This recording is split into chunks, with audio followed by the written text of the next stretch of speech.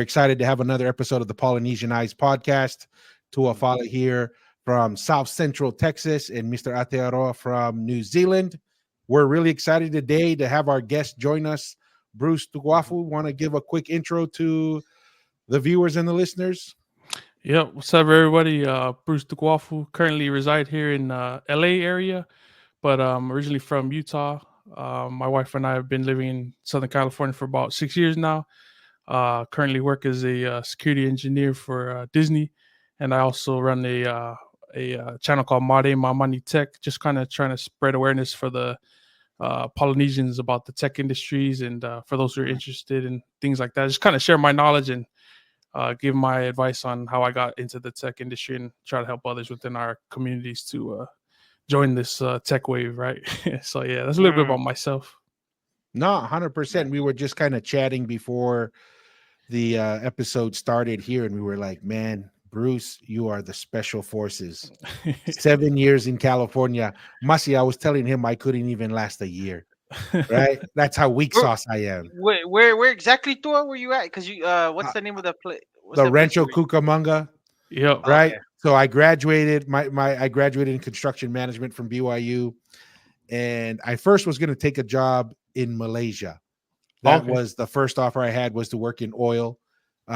So we were thinking, okay, we're going to take this job in Malaysia. You know, we were going to build deep sea oil rigs out in the South China Sea. So, but the office would have been there. And then my mother-in-law got really ill. And so my wife said, I don't want to leave the country with my mother-in-law. So I said, okay. And this is, let's look for another job.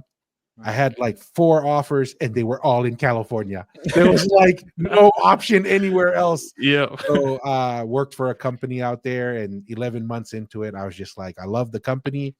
I really enjoyed the work, but I was just like, man, I can't make it.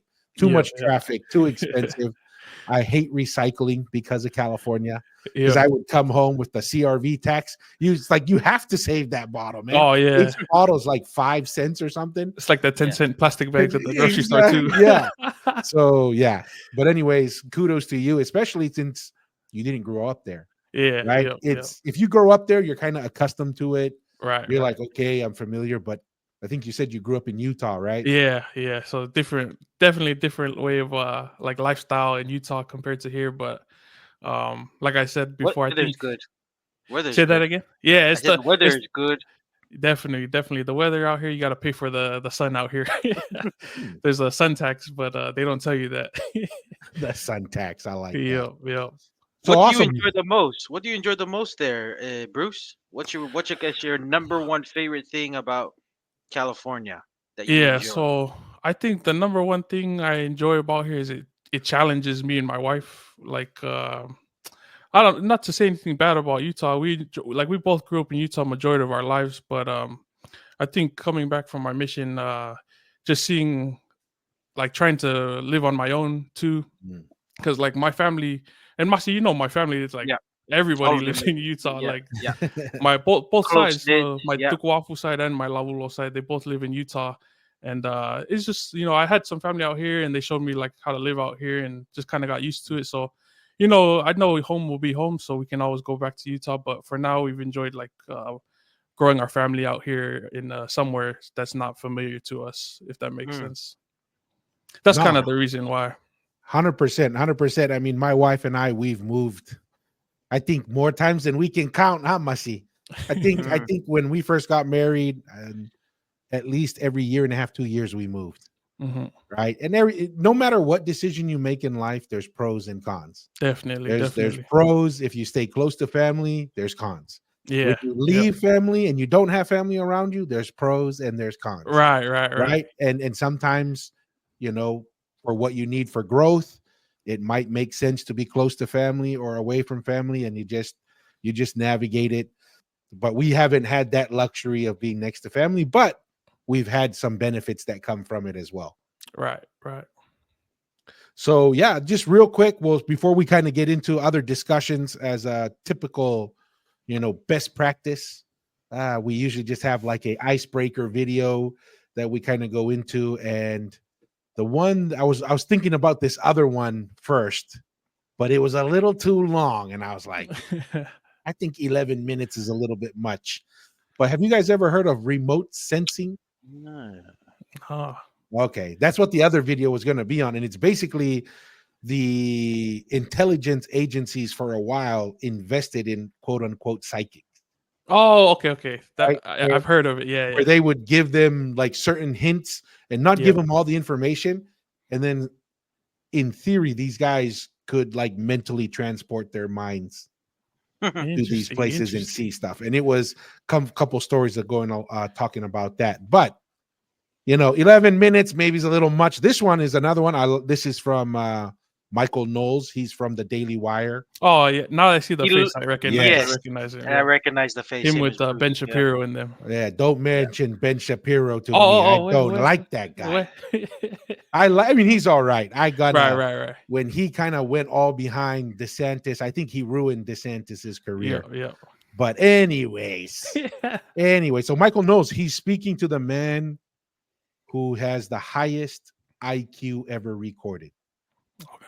And they're talking about, you would think like, oh, the man with the highest IQ, he must be like rich like Bill Gates or Bezos or something, and they kind of just talk through kind of that thinking and why this guy who is, through the IQ test is in theory the most intelligent being on the earth based off of that test, and just why he chose the lifestyle that he chose, and just kind of react to that. Smartest man in the world, the smartest man in the world, if not the highest IQ ever recorded, somewhere between 190, 195 and 210. Why is the smartest man in the world? Why is he not just buying and selling all of us all the time? Why is he living on a farm in the middle of Missouri? They won't even believe that you're intelligent if you don't have a lot of money. Right. Well, that's people always ask you this. Why aren't you a billionaire? They have to give you the opportunity to make money. You need to have connections. In order to make money, you need to make friends out of people who have a lot of it. If you'd had the connections, would you have striven to make money? Not at the expense of truth. Now, I used to think that, well, it should be possible in theory to go after both.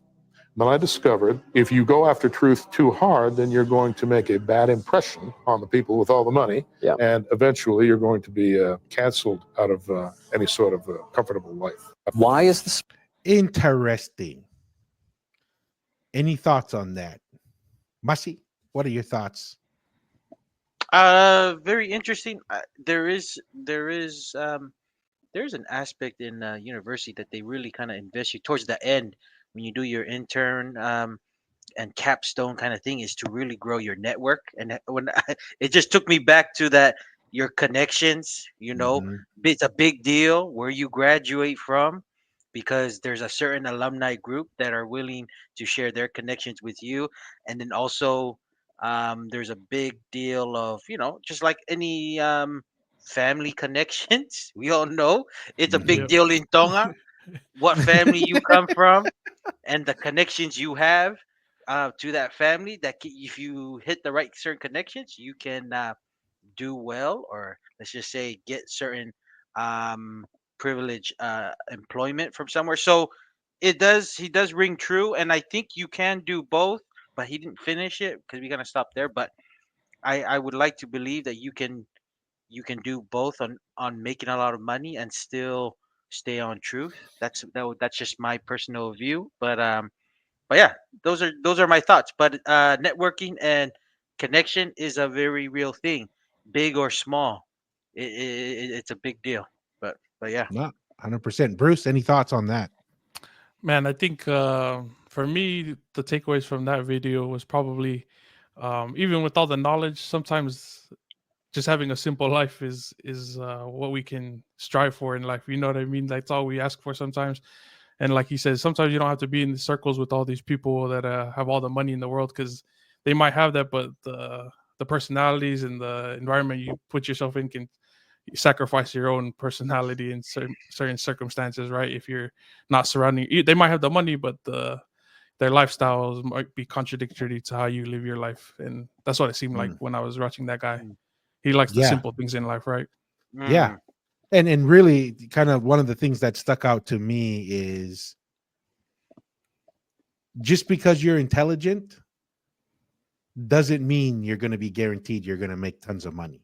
Right. right? And you could be as dumb as a rock, but in the right Mhm. place at the right time. Mark Cuban, right? Exactly. If you just Exactly. happen to be at the .com bubble and you sold your company at the peak value, Yep. then it collapsed. Then you took that money and bought the Mavericks, and then now that exploded.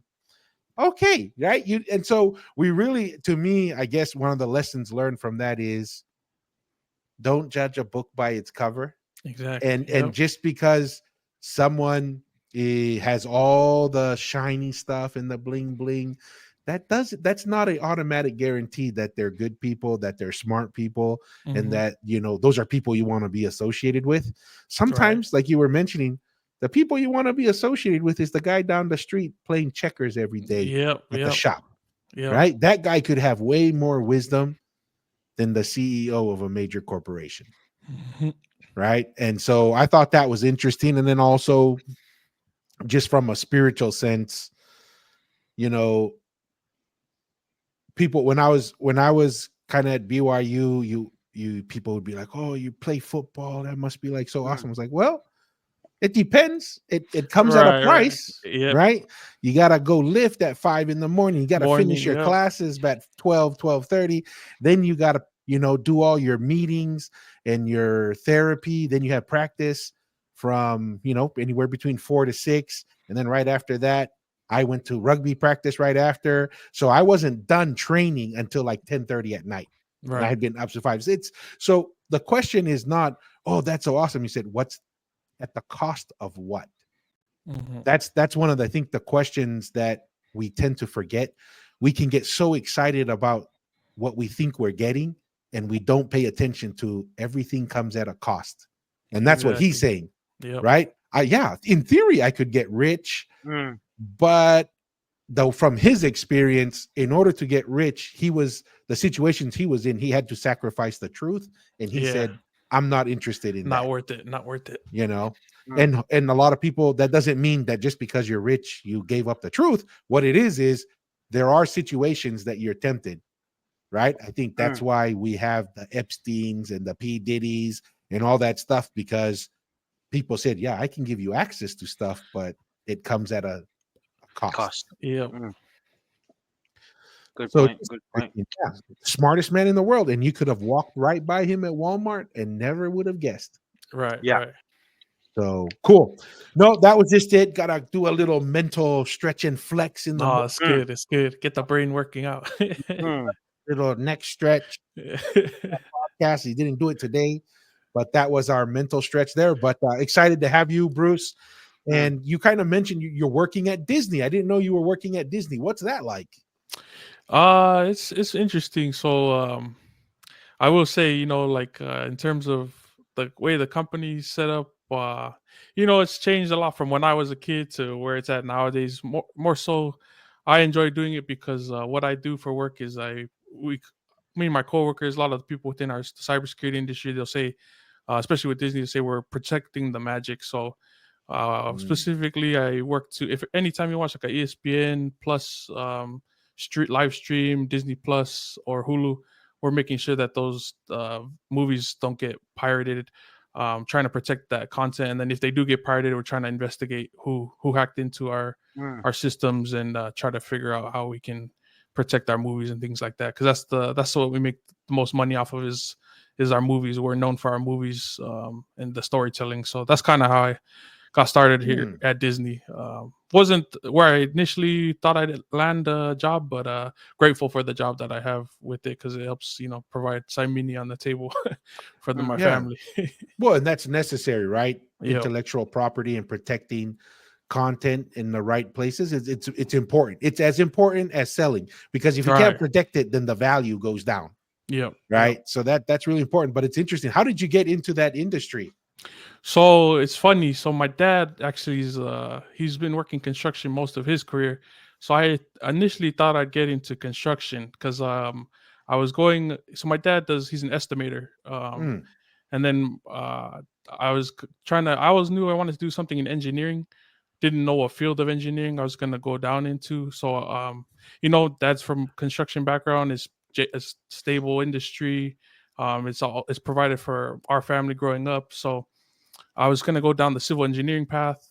That's what I initially started out with when I was at the junior college, Mount Sac, out here in LA.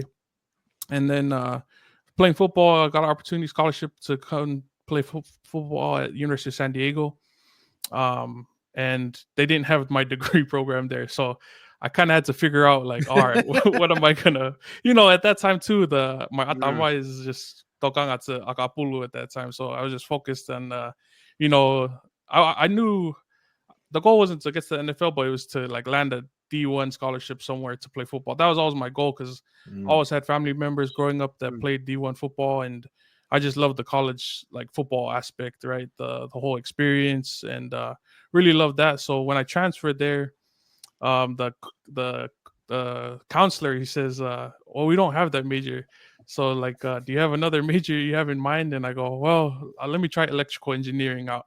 So I went there, and all the engineering classes nowadays, you have to take like a basic coding class because coding is starting to get integrated into a lot of the different engineering practices. So took that basic coding class. It was a coding class in Python programming language. Okay. And I actually liked it. I was surprised because whenever I saw it before and other classmates that were computer science majors, it kind of shocked me. I was like, man, that seems weird. I don't think it's for me, right? But it's like what they say, like, don't knock on something until you try it. So tried it out, and then that kind of led me down the path of doing my degree program, computer science. And then the specialty within computer science is cybersecurity field. So went down that path, and it's kind of how I ended up where I'm at today is, just trying something that I never thought I'd like, but ended up having a passion for it.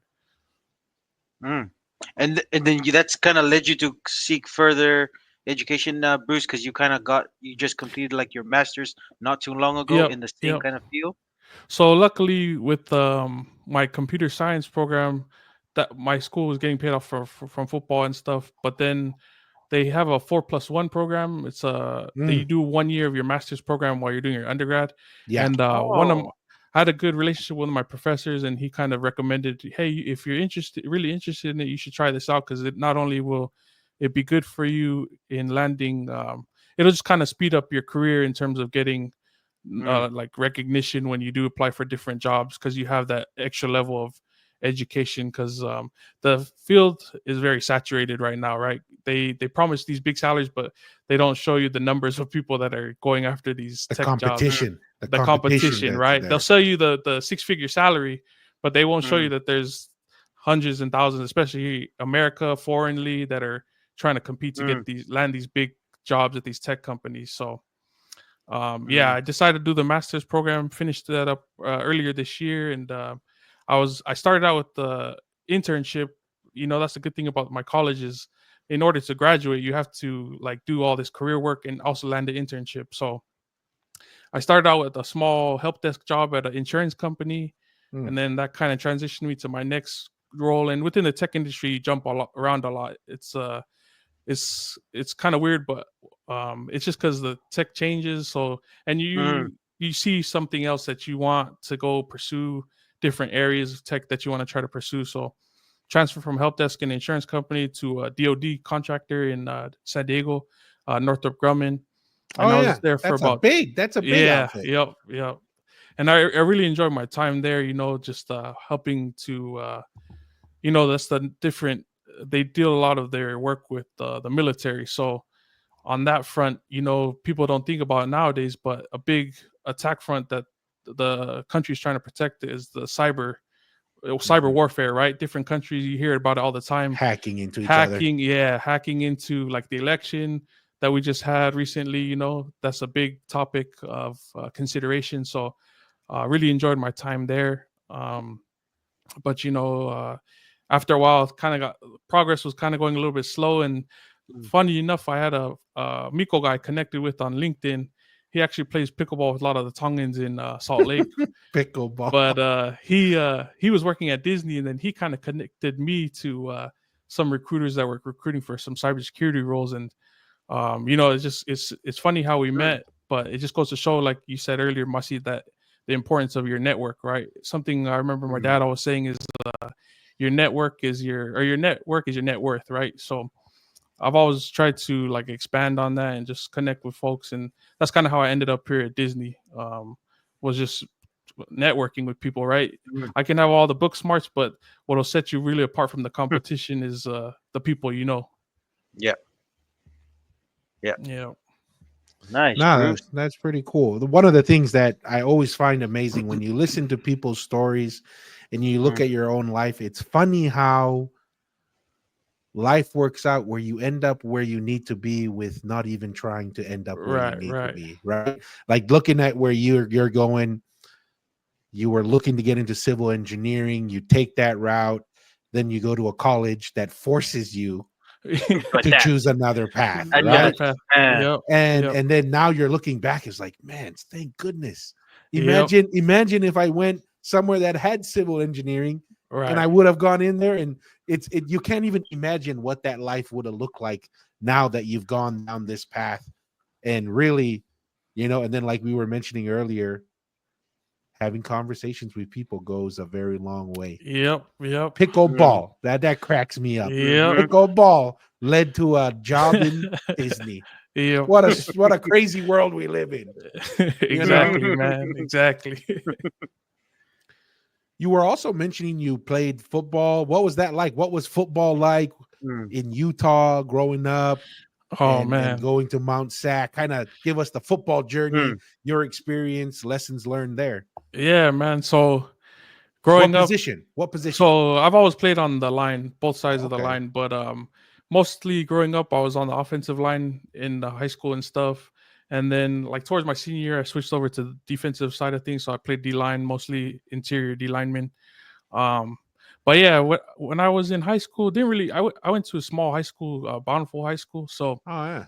didn't really get too much like recruited, and at that time I was more focused on going on my mission after, so Mm. it was one of those things I kind of always knew growing up that I would do and committed to. So went and served my mission in New Zealand in Masi's backyard. Mm. Enjoyed my time there, and like when I came back from New Zealand, my dad and me were just talking, and I told him, one of my goals ever since I was younger, like I knew probably wasn't gonna go to the NFL, but one of the main goals for me was to play D1 football. Like landing a scholarship playing D1 football was one of my main goals. So it's either I was gonna walk on at Utah, or go to a junior college. I had an offer before my mission to Snow College. But I decided to go to Mount Sac because I had a couple of friends that were already there. Mm. So and my aunt was living next to the junior college, Mount Sac, so it worked out. It's one of those Made things that kind of sense. worked out. And so yeah, moved out to here at LA 2018. Played 2 years and got a couple offers. And honestly, just coming out here and experiencing college life here in California has been like one of the greatest blessings for me because, like I said, it's one of those things where it's challenged me because I'm outside of my comfort zone. My comfort zone is like living in Utah, Mhm. just kind of get stuck in doing some of the things that I usually do, and being able to move out here kind of challenged me because I'm out here on my own and no parents around to like take care of me or anything. I gotta figure out things, right? Get a job, pay for gas and stuff to get to school and things like that. Pay for my own food. So came out here, did 2 years and got an opportunity to. So I had 2 scholarships. One was to Robert Morris. It's a school back east in Pittsburgh, and just being able to go on like a recruiting trip, that was like one of the funnest experience I had.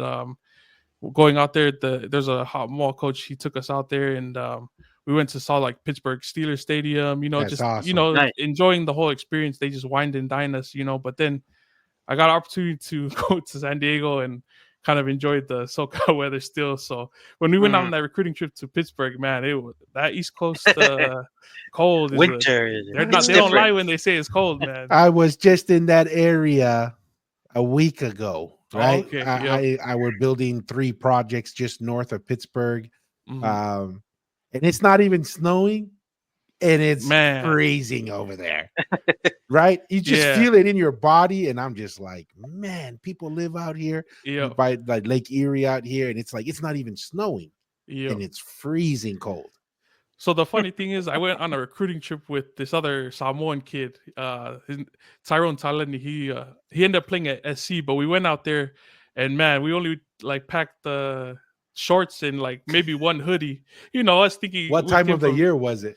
it was December, so yeah, right after Oh, Christmas, right after Christmas. Man, we were in a rude awakening when we were out there. We were like wearing 3 shirts and the shorts and everything. Luckily, they gave us some sweats. They gave us, they give you some gear team and stuff, gear. the Yeah. team gear to try to sell you to come out to the team. But yeah, man, it was a good experience. Just being in that atmosphere. I was, like I said, it was one of the goals that I always wanted to work towards, and it was just great to have the opportunity to further my education, but also experience what it's like to be on the D1 like level. What years were you at San Diego State?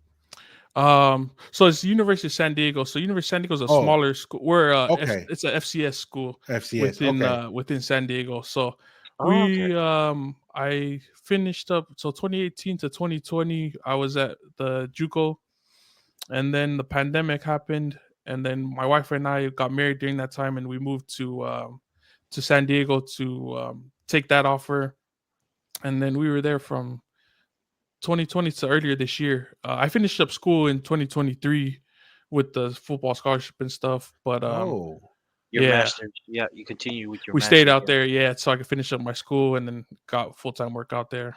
where's your wife from? Where did you meet her? So my wife, she's from Utah as well. We actually grew up together. We were in the same ward growing up, but then my family moved out of the ward. But Mm. didn't think we'd ever reconnect. And then we met at a YSA dance. Salt Lake is a hub for singles to meet their future Yes. spouses at like YSA dances. So that's where we connected and kind of reconnected and just went dated, and then we got married during the pandemic. Oh man, that's crazy. Yeah. And what was it like? What was it like at transitioning from high school football to JUCO, then to college football? What was were there any challenges? Did you Oh, feel any changes so in yeah, the skill level? Just kind of run us through what that's like. Mm. yeah, definitely. So my high school that I grew up in, mostly just Balangis, and there's just a couple Tongans, right? The school that I went to. So it was good. We actually did good our senior year. We were came out number 2 in our region, and then we kind of came up short in playoffs though. We got bounced the first round. We were supposed to go deep in playoffs, but when you get to the playoffs, sometimes it's a variable in terms of how far you go. Yeah, because you never know, right? It just Yep. depends on. There's a little bit of luck. I don't care what Right, anyone right. says. There's like, There's- oh, I yes. work so hard. Yeah, nah, there's a lot of people who work hard. They You just get bounced. exactly. So it just kind of goes. So yeah, so then you decide to go to Mount Stack. Yeah, so came back from my mission and went to Mount Sac, and man, my body was that 2 years is definitely like it was an adjustment at the beginning to get back into football and get back into the whole routine of things, but definitely football in Southern California is a different speed too. Mm, When I was playing in high school, we were mostly just old school traditional I formation, run the football, just ground and pound until we get to the end zone, right? But when I came to California, man, it's all the air game, right? So everything's RPO and defensive scheme too. We ran 3-man front. Well, we switched in between my years just because we had a new defensive coordinator that came in, but mostly we were running a 4-man front, and then we switched to more of a three-man front my second year. But definitely enjoyed playing football in California because, like I said, the speed is I'd say 10 times faster than what I experienced when I was playing high school football. mm. But that's just college ball in general, right? The level intensity goes up, the level of athletes goes up, right? So, and then that jump even went up higher when I played at the D1 level, and I'd say more at the D1 level, it's more of a business. So like Yeah. JUCO is very like everyone's we're all struggling together, everyone's just Mm. trying to get out and make it to the next level. But definitely at that D1 level, if you're not up to par, man, it's next man up, right? Next Shape best up man or up. ship out kind of Yep, deal. exactly. So yeah, that was a little bit of my experience in terms of football goes. And so you played D line, right? Yeah, so Interior lineman. so when I came back from my mission, I just focused on defense, played D tackle, and then that's what I got picked up was for to play interior. So my main I was more of like a run stopper, Mm. clog up the middle and try to cause havoc there. And That's mainly what I was recruited for. My pass rush. I wasn't the best, but definitely for run game, that was my major thing. Was Take up some space. Yeah, take up space, clog it up on those first, second downs when they're trying to get the ball going. Didn't you play D line as well, Mussy? A little bit in high school. Pop Warner days, yeah. Pop Warner days. Not high school. High school, then I was Oh. like, nope. Did more running back and fullback than high school. Oh yeah, I still remember my first year at St. Louis. Didn't really get a lot of playing time, right? Because I was like sixth string, whatever it was. I was playing linebacker, and I remember it was coming towards the end of the year. It might have been in the playoffs, and we were smoking someone, right? Yeah. And my linebacker coach, he looks at me, and because I didn't know it, that when I showed up at St. Louis, I knew nothing about football, right? I was like the idiot. There'd be like normal practice, and then there'd be Tua's practice.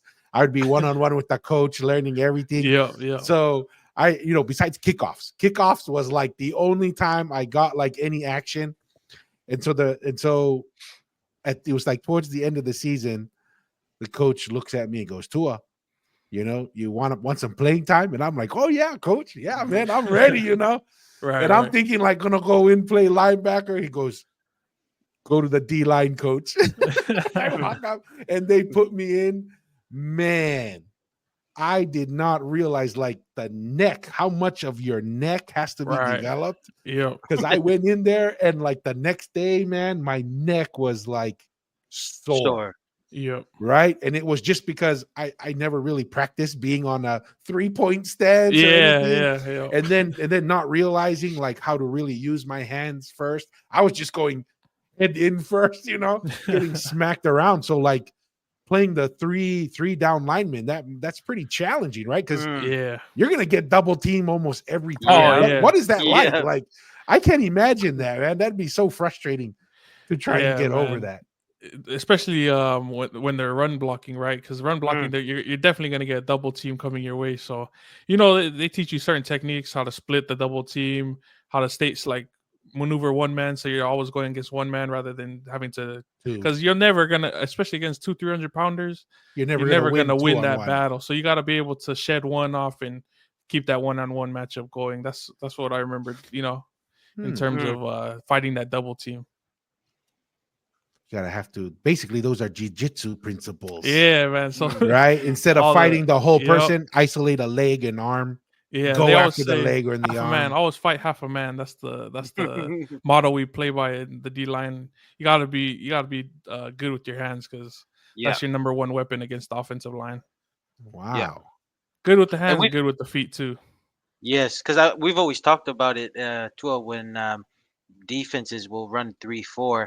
They put a lot of pressure on the front guys to really hold it down. Yeah, kind of handle because if you can't, man, you're gonna get teams gonna be. It's gonna be a long day. Yep. Yes. Long day. So a lot of respect. So when I know defenses go or they switch between the 4-3, 3-4, they're like, oh, they have a lot of trust.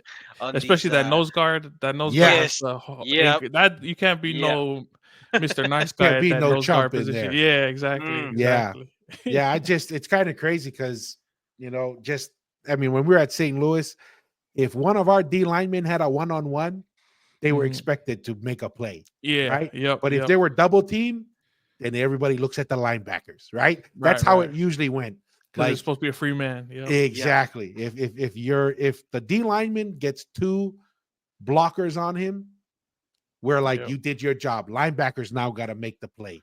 They just got to hold their ground. So I loved my defensive linemen. I'll tell you that, man. They can make or break your life. And it goes back to what Masi said. It's one of those things. If you can't stop the run game, man, I've been in games where like we couldn't stop the run game.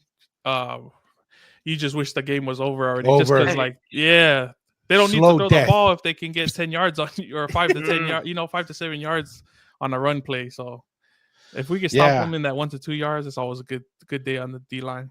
Speaking about football, I'm monitoring the BYU game. It's almost halftime and it's 10-10. It is not looking good. It is not. I mean, it's not bad, but it's not looking good either. Right. Wait, so Bruce, are you like a BYU fan or a Utah, or BYU is not, or is BYU like your number 2? And Nah, Utah's your so number one. unfortunately, in my household, I'm the only Ute fan. So last Oh, week okay. wasn't too good for me. So, What made you a Utah fan? Yeah. so What's the man, reason?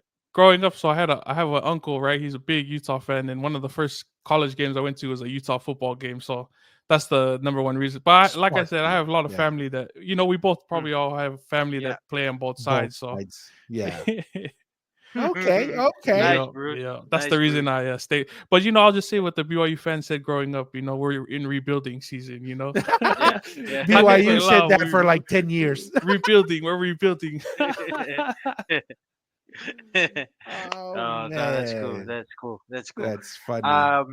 Bruce, and the aunt that you stayed, was that Lisa that you stayed Yeah, with that's when you were Lisa. in Yeah, LA? Oh, yeah, rest in that peace was to Lisa. Lisa. Yeah, I know her really well. She would come to New Zealand. Sarah and I would love that's always having right. her That's here. right. When she'd Yeah, go out to New Zealand. yeah, yeah. No, nice, nice. Dang, man. So, Bruce, what's some of the? I don't know if I'm going too far ahead though, but you can kind of think. I'm just thinking No, like, we go for where the wave takes us. Yes, well, I'm just Yep, thinking yep, for Polynesians, because I know, because the reason why I came across, because I know you're doing your podcast. I think I watched one when you yep. said the Polynesians. I think you said it's like less than 1% who are actually working Yeah, in tech. yeah, So yeah. I'm just asking now that you've kind of been in the field for some time now. Is it because it's not accessible, or is it because it's a cultural thing that maybe Polynesians are just not really it's not really part of their, let's just say, livelihood, so they just don't really care to Right, pursue right. it. So is it just the accessibility to it? It's not really there, maybe Yep. in the schools or what they pursue, or is it more of like the lifestyle of Polynesian people that maybe tech is not the thing, they just want to do something else, more of the I would construction say, or something else. yeah, I would say it's a little bit of both. In terms of accessibility wise, at least for the kids within like the up and coming generation within the states, and I'd say even Mm, New Zealand, Australia, they definitely have access to the tech because a lot of these schools nowadays they're pushing kids to like that's part of the curriculum, right? Is to Mhm. have some sort of tech within yeah. the schooling. But like for my age group growing up, like I said, this stuff was never taught to us, so I never thought it was a possibility for me to even get into this because it just wasn't there. Like they weren't pushing it when I was growing up and stuff. And it is a little bit to that fact where like one of those things with us Polynesians sometimes is like again, not saying everyone's like this, but sometimes we get comfortable with what someone else is doing. So sometimes it does take someone to venture out, Mm, but that's why I've kind of created my channel just to show that like there is people, and there's not only me that's doing a like tech channel. There's a couple others.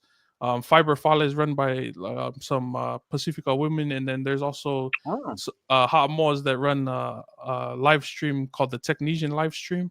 Mm. So there's other Polynesians that are pushing like the younger generation, but also people that are trying to make like a career switch, right? There's definitely opportunities within the tech industry for those who are trying to like make a career switch later in their career. So I guess in terms of that's the goal of the channel, was just to kind of share my story, but also other stories to hopefully inspire people who may look at it and see, hey, maybe I could get into the tech industry, right? It's not for everyone, right? Everyone's not gonna like the jobs in tech, but for those that do or have maybe a thought of ever getting into it, that was the hope, was to kind of show that there are other Polynesians in the tech space doing tech things, if that makes sense. So mm, Mm. that was always No, the goal. no, 100%. And really, it's just making the opportunity more available. I mean, just look at your story. You Yep. never thought you were going to get into it. You kind Yeah. of yeah. stumble Yep. into it. Exactly. Mm, So, you want to increase the probability of someone finding it and getting exposed to it and saying, "Hey, you know what? Maybe I can do something with this." Right. But it takes that opportunity. It's no different from how we've progressed from just being D linemen to skilled football players. Now Right. we have quarterbacks that are Yep. Polynesian, receivers, running backs, where back in the day it was It's the just easy linemen. button Yep. was Yep. lineman, Yep. you Yep. know? And so it's just a matter of, mm, as more Polynesians get into the space and they provide more opportunities for those coming behind them, to at least be aware. Because Yeah. that's another thing. That's really what, speaking about networking and so forth, that's really all that is. Mhm. What that is when you have a larger network, Right. it gives you more awareness of what opportunities are there. Because opportunities, believe it or not, opportunities are coming and going all the time. Yeah. And it's a matter of how can you identify and take advantage of the opportunity that's in front of you. And that's what a network allows you to do, because you can't be everywhere at the same time, Yeah. right? But the Miko guy playing pickleball who's Yep. connected to the guy who knows the stuff going on at Disney, that's Yep. the difference. That connectivity is what gives you the awareness of, hey, there's an opportunity over there that you should probably check out. Right. If you didn't do that, the Disney opportunity would have come and gone and you wouldn't have Right. even known. Exactly. So yeah, I mean, this is kind of an interesting thing about life. And I think, yeah, I'm the old man here. You guys are the young guns, but I'm the old man here. But the more I sit back and I observe my life, it's amazing how similar yet different our life stories are, right? I mean, I thought I wanted to go to law school when I went to college, right? I was like, Right. yeah, I'm going to be a lawyer, blah, blah, blah, and then I was able to observe my brother in law school and the work he did. And then I was kind of like, all right, maybe, all right. And then Yep. he was telling me that one of his classmates, her undergrad was in interior design. Oh, okay. And then I was like, what? I thought you had to go like history or political science undergrad Right. to go to law school. It's like, those are good options, or history, but really it doesn't matter what undergrad you do. You can do almost any undergrad and go to law school. Mhm. Once again, exposure to new ideas and understanding Right. so I was like, oh, well, if that's the case, because I was political science at the time, it's like, political science, what am I going to do with political science? Like, that doesn't seem. So I decided, you know what? I'm going to find something. And I looked at engineering for a little bit. And then looking through engineering, I came across the construction management degree, because they take some electrical engineering. We took some structural engineering. We took some civil engineering. And then you take a bunch of business and construction classes. So while looking around the engineering, I came across the construction management, and I thought, oh, I'll take that, and then I'll go get my law degree, blah, blah, blah. By chance, right? Just by chance. And then I ended up, my whole career right now is all in construction. Yeah. Never even made it to law school. So it's kind of funny how life works, man. I think that's why the Lord says, just go about doing good. Right. And everything will take care of itself. Yeah. I was thinking, Bruce, we'll kind of come back and can maybe discuss some of your spiritual mission, your church mission here in Oh, New definitely. Zealand. Yep. What were the biggest impact on you, and kind of just tell us more about your mission experience here in New Zealand, and also what stuff you think New Zealand, because I'm also, by calling here in New Zealand, is the communication for the Church of Jesus Oh, Christ of nice. Latter-day Saints for the Auckland region, Mhm. and we had a discussion within within our circles of our team, just saying, like, because the recent census came out, right, of New Yep. Zealand, that I think it's 67% of people in New Zealand is Atheist? atheist. Yeah. Atheist, Oh right? man, I didn't even know that. Yeah, yeah. So, and we're just like, it's just getting really. It's better if if somebody were like different denomination or anything, right? Yeah. You can talk about now that like like we're calling like the super majority is like atheist, right? And then when you break it down, the most people who are actually going to church here in New Zealand are most predominantly Polynesians, That's what I was gonna right? ask next. Is what's the Yeah, diaspora, yeah, like the nationalities in right, terms of right. that number? Yeah, so that's why I'm like, so just having all of that, and that's what I'm like, just kind of talk about your experience, and then what, maybe some of the challenges that you think maybe that were a bit unique challenges here in New Zealand that you kind of foresee maybe during your experience here in New Zealand. But if you can just kind of touch touch on that, Yeah. Bruce. Just to put your experience, how it all came, the unique experience about serving your mission here in New Zealand, maybe the unique challenges. We'll go Man, I ahead. will say New Zealand is definitely, I would say, you know how they say New York's like a melting pot for like the European countries? Mhm. I would definitely say that New Zealand's a melting pot for the Pacific because when I was there, it was like the first time I ever met like people from like Tuvalu, Cook Island, like the smaller islands that you Smaller never, Yeah, islands. you know, here yeah, in America, Kolope, you fit lucky with the hot more Tongan, like, or That's a even a big yeah, deal. Fiji. That's a Like, big deal. yeah, awesome. yeah, Yeah. Out there, man, we're like the Mikos out there in New Zealand. Like, yeah, yeah, I ain't even gonna lie, man. I was so surprised when I went out there because like even the little kids. So remember, before my mission, my Tongan was I couldn't even speak. My parents can speak Tongan, but I never really spoke Tongan. So I had to go MTC at Provo and learn Tongan. And then when I was out there, man, I was so surprised. My first experience going knocking on doors with my companions, the little kids would come up to the doors like, they'll be like, "The Kongo five go in now how?" I was like, "What yeah, the?" yeah.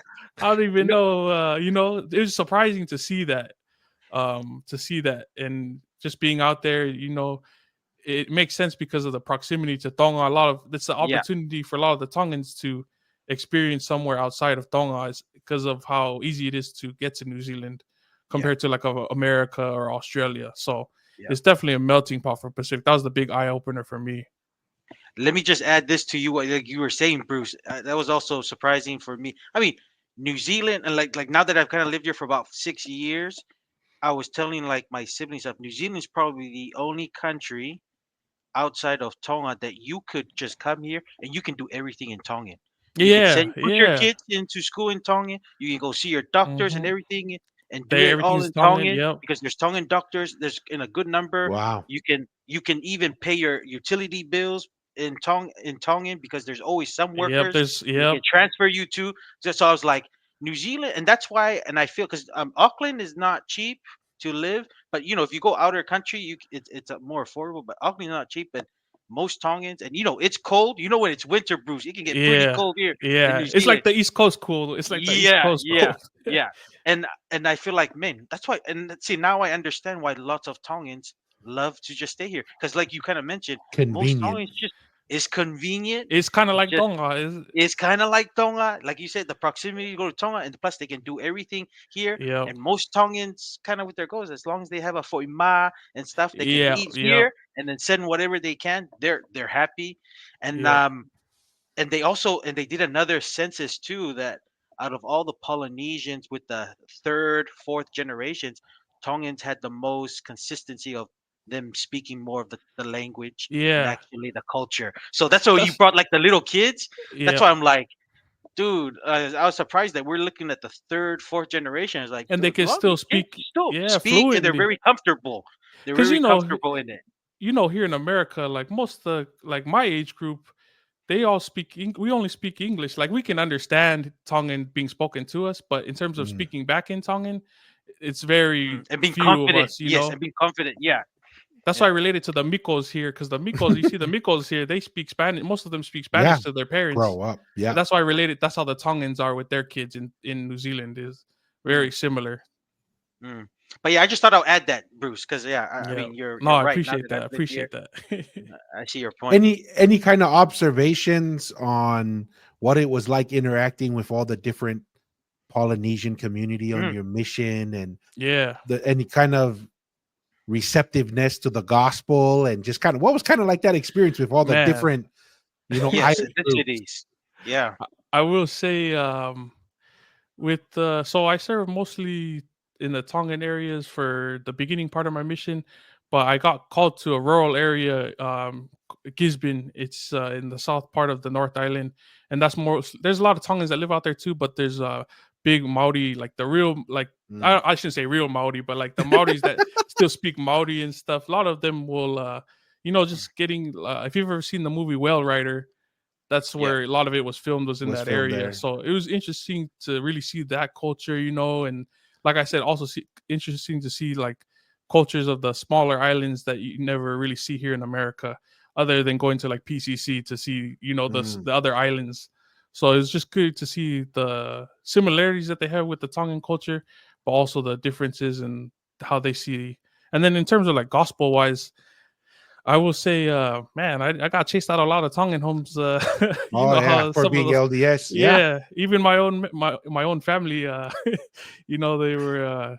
I remember I had a family relative. He was his wife was Católica, but we went and I was trying to teach him, you know, and share the gospel. And right when we go in there, he's like, "Kosi Yosef wasamita ko palofita lo," you know, it's like, "Oh yeah, tawalu before we get the suete in our head." So, but definitely good experiences, you know, being amongst our people in a different country, and just seeing how they live and try to raise their kids. You know, same thing with when the you know like my grandparents were the first immigrants to America, so you know they're just trying to help their kids see the American dream, and it's the same with the Tongans in New Zealand. They're trying to help their kids gain a better education, you know, and gain a better living somewhere outside of Tonga. What this is kind of, since we're kind of talking about the gospel a little bit, what are your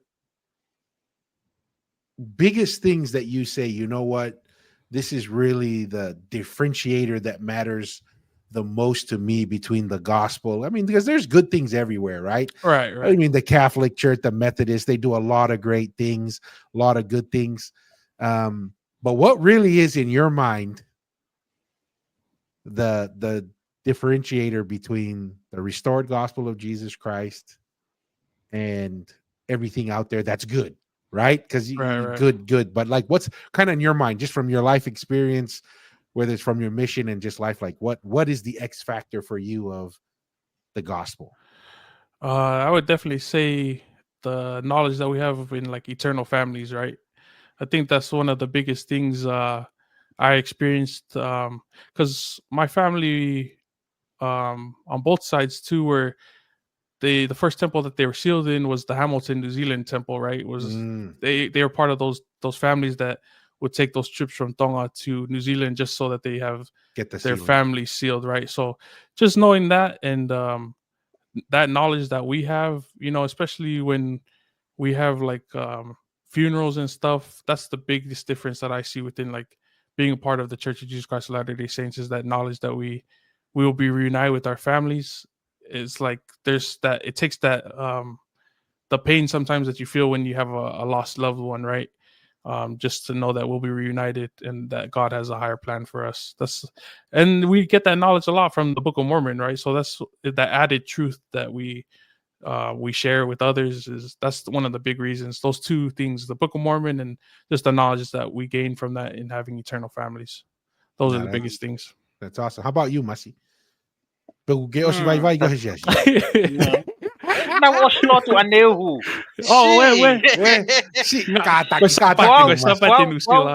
Kay kwa we na toho yo kuhoa ke ba alu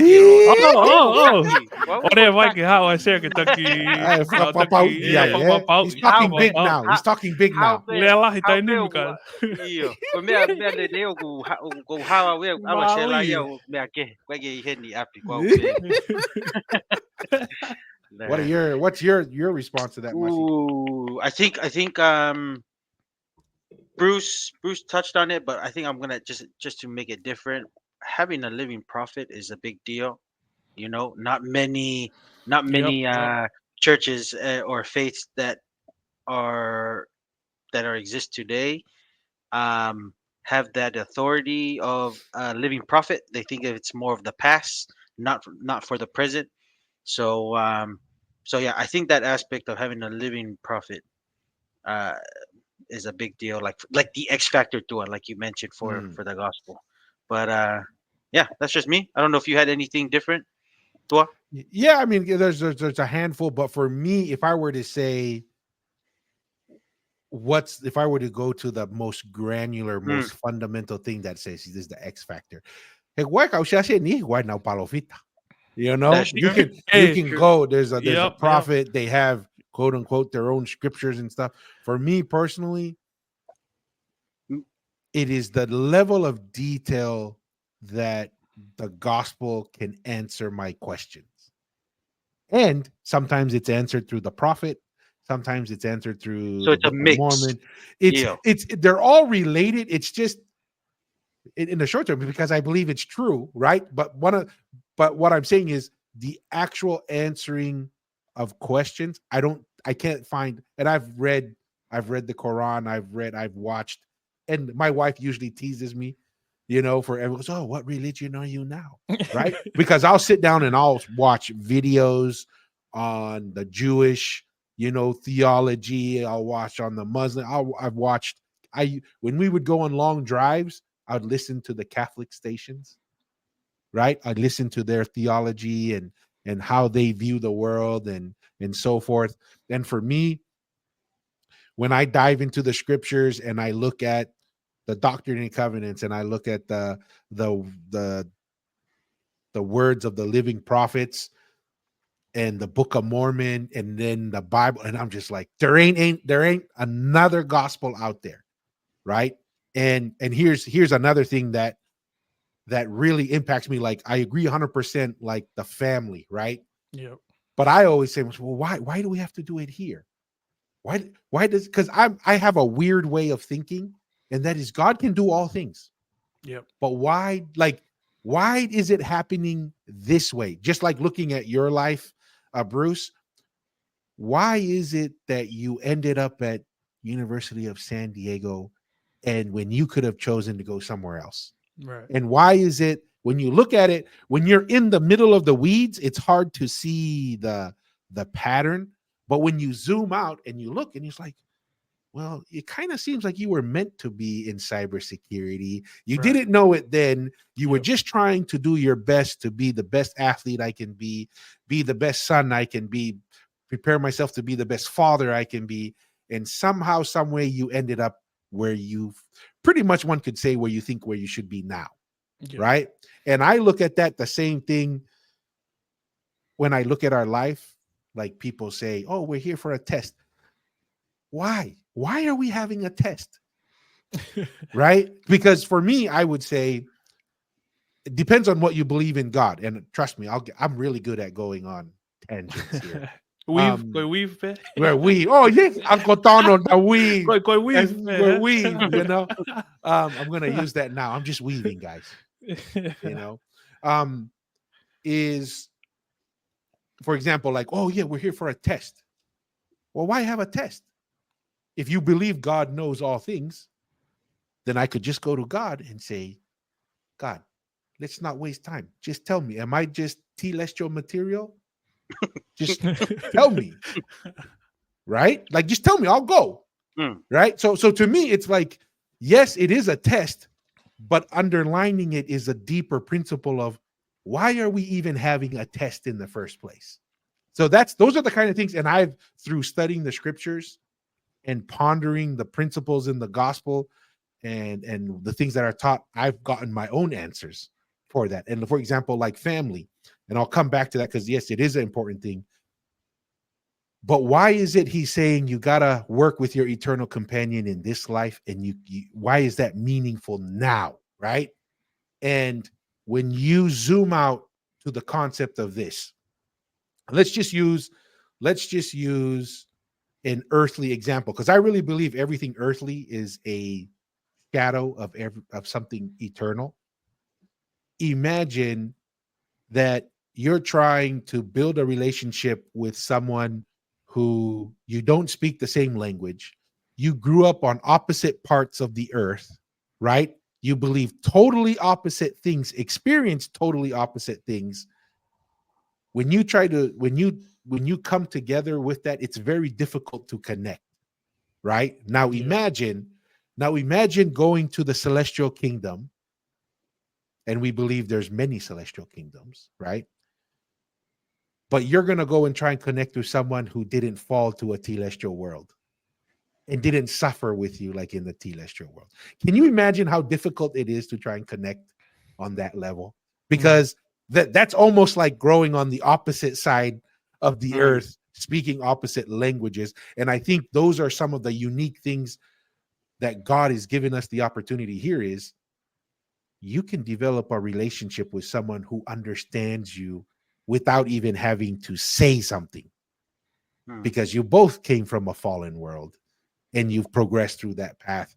And so, yeah. So to me, when I look into the absolute granular detail, I don't think of another gospel that can give me those answers. The best I can say is just have faith. Just believe. It is because it is. So for me, that's one of the biggest drivers for me. I can't think of a single question that I've had that the gospel hasn't answered. Yep. Right. Yeah. And so that's the biggest reason for if I find something else, which I haven't found anything else that answers my questions better, I better have the courage to follow it. Right. Right. Because I think that's what we should be doing. I think that's what Joseph Smith said. I will fight for the Catholic man's right to follow his Catholic religion, because we all should be following what we think is true.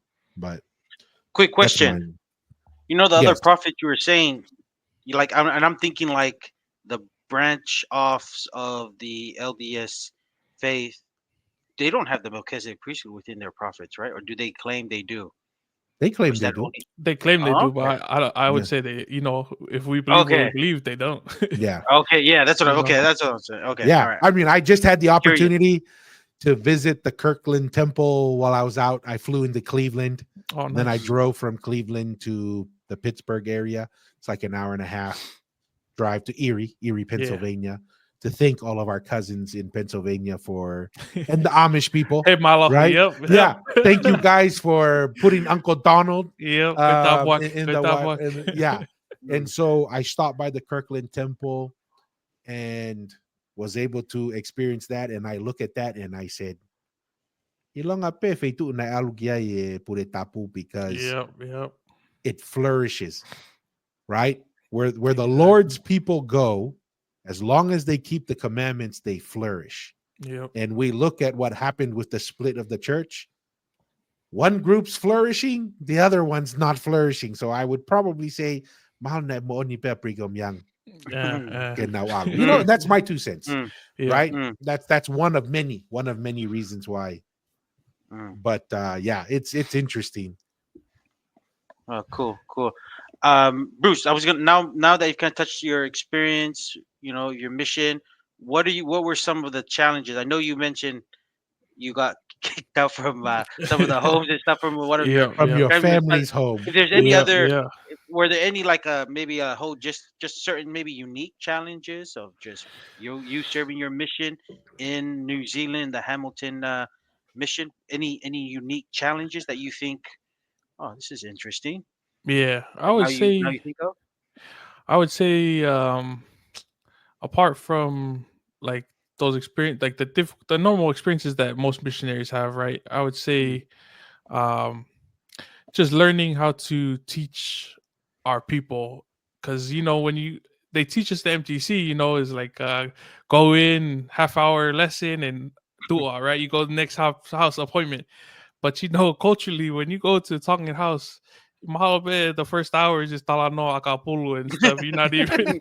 You're not even talking about the gospel, but that's like how to begin teaching. This like you have to build that trust, So some of these houses, we'd stay there almost like an hour and a half and maybe 2 hours. That's when we finally get to the lesson, and sometimes they weren't even receptive to the lesson. They just they need the company of us being there to speak with them, which was kind of weird. But I learned to like I said, understand teaching Tongan and teaching the gospel in Tongan is different too.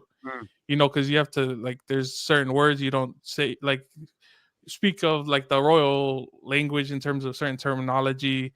When we teach the gospel. So that was the biggest challenge, I would say, is learning how to teach the Tongan people the gospel, but still stay true to what we've learned in the church, if that makes sense. Because sometimes you could go off on a tangent of topics. You were weaving. Yes, weaving.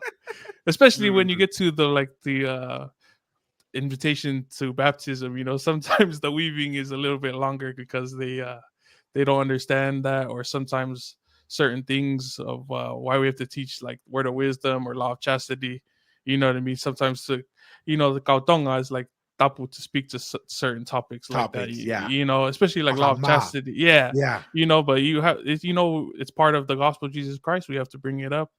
You know what I mean? And then also just, our beliefs in terms of the Book of Mormon. That's also, sometimes missionaries will, especially teaching Tongans, they'll shy away from teaching out of the Book of Mormon because a lot of the people are not kawe patausiasis. They just want to stick to Tohi Tapu. They don't want to hear about the Tohi Molomona. But that was a major thing we always tried to do, is to share how the Book of Mormon is added evidence to, So those are the biggest challenges I remember from my mission, was trying to teach our people and but also stand on the beliefs that we do have within the Church of Jesus Christ of Latter-day Saints. Were you guys pretty good baptism rates on your mission, or? I would say so. When I was serving in the Tongan program, I think I only had like 3 baptisms. Most of our work was reactivation and teaching like part member families. So, man, the baptisms we did have, it was a blessing. But I think the main thing I remember was reactivation, because you have a lot of Tongans that come from Tonga. They'll Get stay baptized, they'll get baptized and they'll become less active, or they're members. They grew up going to like Liahona and everything, Saineha, but they come and stay with non-member families and they don't go to church or anything, So that was a lot of the work that I remember doing, was reactivation work. And I felt like that was one of the biggest things I was blessed to build the congregation that we already had, was to reactivate, those members that had kind of gone astray or had challenges that had come up. Spiritual rebaptism. Yep. No, nice. Was that the same for you in Hamoa Masi? What was it like? Were Yeah, you guys high baptizing, or? high baptizing. Yeah, Yeah. very high baptizing. Kind of same thing with what Bruce was sharing. Families moved to, if families came from like the backside of like the rural parts, they want to send their families to more close to the town, so they go to work and they're staying with Yeah. member families, and then we'll try to talk to them if it's okay, and we'll wait for their families to see if it's okay with getting permission to teach, and then they say yes, baptize. So it was quite a baptizing mission. At the same time, there was a lot of reactivation. If they were one was married and stayed with Yeah. the Yep. female's Had a lot of that. household, yeah, female's Yeah. household, and they're not so active in the church, and then yeah, just kind of part of just kind of reactivate, get them back to church. So no, kind of Okay. same experience with Bruce on that. No, because I just like just share like an insight, because Unga, he comes here. He's kind of involved with a lot of the. He's area 70. He came and stayed with me, and we kind of talked about the certain unique challenges in New Zealand, and when they usually have their meetings before conference. He shared with me that some of the concerns with New Zealand was the youth. The Yeah. youth in New Zealand was, it was the challenge of the youth. Just they just don't stick with it, and then, obviously it's a unique challenge. It could be it's a universal thing, but there's been a high emphasis in New Zealand with the youth. And he asked me, why do you think what do you think is the issue or the problem? And I just tell him my thoughts, that I feel like there is, and it's good to have cultural identity, because New Zealand is very into your cultural identity, and to kind of solve all Yeah. your issues. And they're like, you know, to me, trust me, I love the culture, and culture is important to know your identity, but that's not the number one priority. Right. There's Right. been Right. there's been less emphasis, and it could be because of the school and the surroundings of people, because like I said, the majority of people are not, unless you hang around with some good Tongans, right? Some Yeah. good strong, because there's a lot of good strong Tongan families that the spiritual thing is the most important thing. Mm-hmm. And then once you figure out that spiritual identity, that kind of helps you better equipped to kind of figure out and stick through. But when Yeah. people kind of lean on the cultural identity to try to deal with some of the, because it's a spiritual battle to do what is right, or do this, or get out of this rabbit hole, or whatever, Mhm. um, you tend to stick more with your faith and see it through. So I just told him my 2 cents on that, and I just wondering if there was certain things that you saw, you think if there were the same Oh, challenges you saw with the youth that you kind of definitely. saw. But that's what I've seen now that I've lived here. And then Yeah. my brother said, obviously it's still an issue because they're still talking about it every time they gather all the Area 70s around the world and they gather to Salt Lake with General Conference, this is what they're discussing. So I don't know if you had any more insights into that, Bruce. No, to that point, it's I always think back to something my wife. So my wife's dad, he's also a bishop for the ward we grew up in. But Mm, I was like, one thing he always says, that the gospel culture will always be like, that should be the center of your life rather than your culture identity. Sometimes like that should always be the main. If you're like, if Christ is your center of your what you believe in, then that should always come take higher priority than some of the other identities that you may be a part of. And I think one thing interesting to that, you said the youth is a big issue. I think within New Zealand too, the biggest reactivation we had was trying to invite the youth to come to like a lot of the activities, like Mhm. more of the spiritual activities. mm, When if they even if it's just like a Book of Mormon night or scripture challenges, because that is kind of a struggle compared to in America growing up, we always had stuff. mm, Youth dances and stuff, youth conferences, and sometimes it's kind of hard. That was the one thing I did notice, like foreignly, some of yeah. these things is kind of harder to put together, mainly because it's not something that they're used to doing, or even our like the Tongan kids aren't used to like Mm, participating in. It's and it's just trying to encourage those type of programs, because one of the things I always remember, the events that we hold is one of the best ways to have missionary, like to fellowship with people who are not of our faith, is to invite them to these activities that the church holds. mm. Okay. Why do you guys think what's going on New Zealand is failing, and why the gospel is the answer? We accept that, yeah, Jesus is the answer, but what do we think is the mechanics, or why does that work and the other one doesn't? Go for it, Bruce. Any thoughts? Man,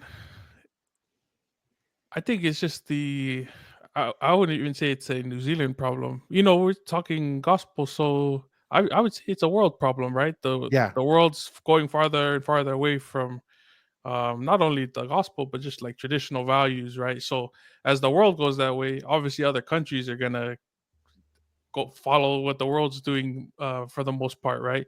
So it's just, we gotta, I would say it's just constant reinforcement of our values, right? And as the world teaches opposite, we continue to teach what our standards, and what, never lower our standards, but preach those standards that we hold within the church. That's the only way I feel we can combat it, right? Is to continue to stand on our beliefs and share our beliefs. And just going to, you know like the recent election, I'll say the same thing, right? The people have spoken, and the world was going a little bit too far one way, and the people spoke opposite of that, right? They Mhm. wanted to go back to more of the traditional values, and that's how it starts within our own homes. You know what I mean? There's a lot of the world that tends to say that the family should be divided. You know what I mean? The family is being attacked at all times. So I just stick on my beliefs within what I've been brought up in, and hopefully to share that onto my own family. And and that's the hope, is that other families will continue to see the standards and how they can bless their lives. But Hmm. it's a group effort, and everybody has to kind of stick up for what you believe in. That's Mm, what I think. That's my thoughts on it. No, I yeah. appreciate that. Yeah. Um.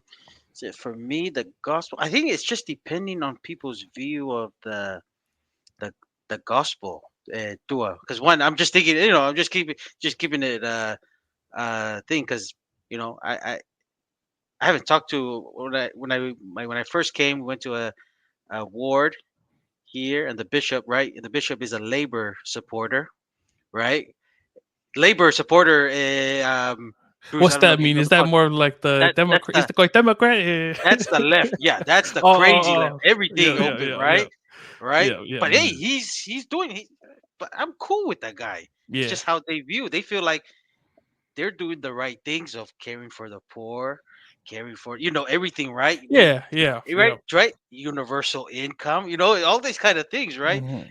and there's people like me, is like, and maybe other people like of the different faith. We're going to the same faith. We're kind of learning the same gospel principles and stuff, but Right. we have different perspectives. And I feel like what's the challenge is, the challenges moving forward will be, and I'm just like, I think America is, they made their choice there. I think here in New Zealand, I think there's still a good group here that we're still trying to figure out which one is the good side, and trying to, and our perspectives of the gospel, because gospel, we should be aligning ourselves with those who promote or elevate the Right. Right. gospel principles, right? So I'm just thinking, from my perspective, it's just us.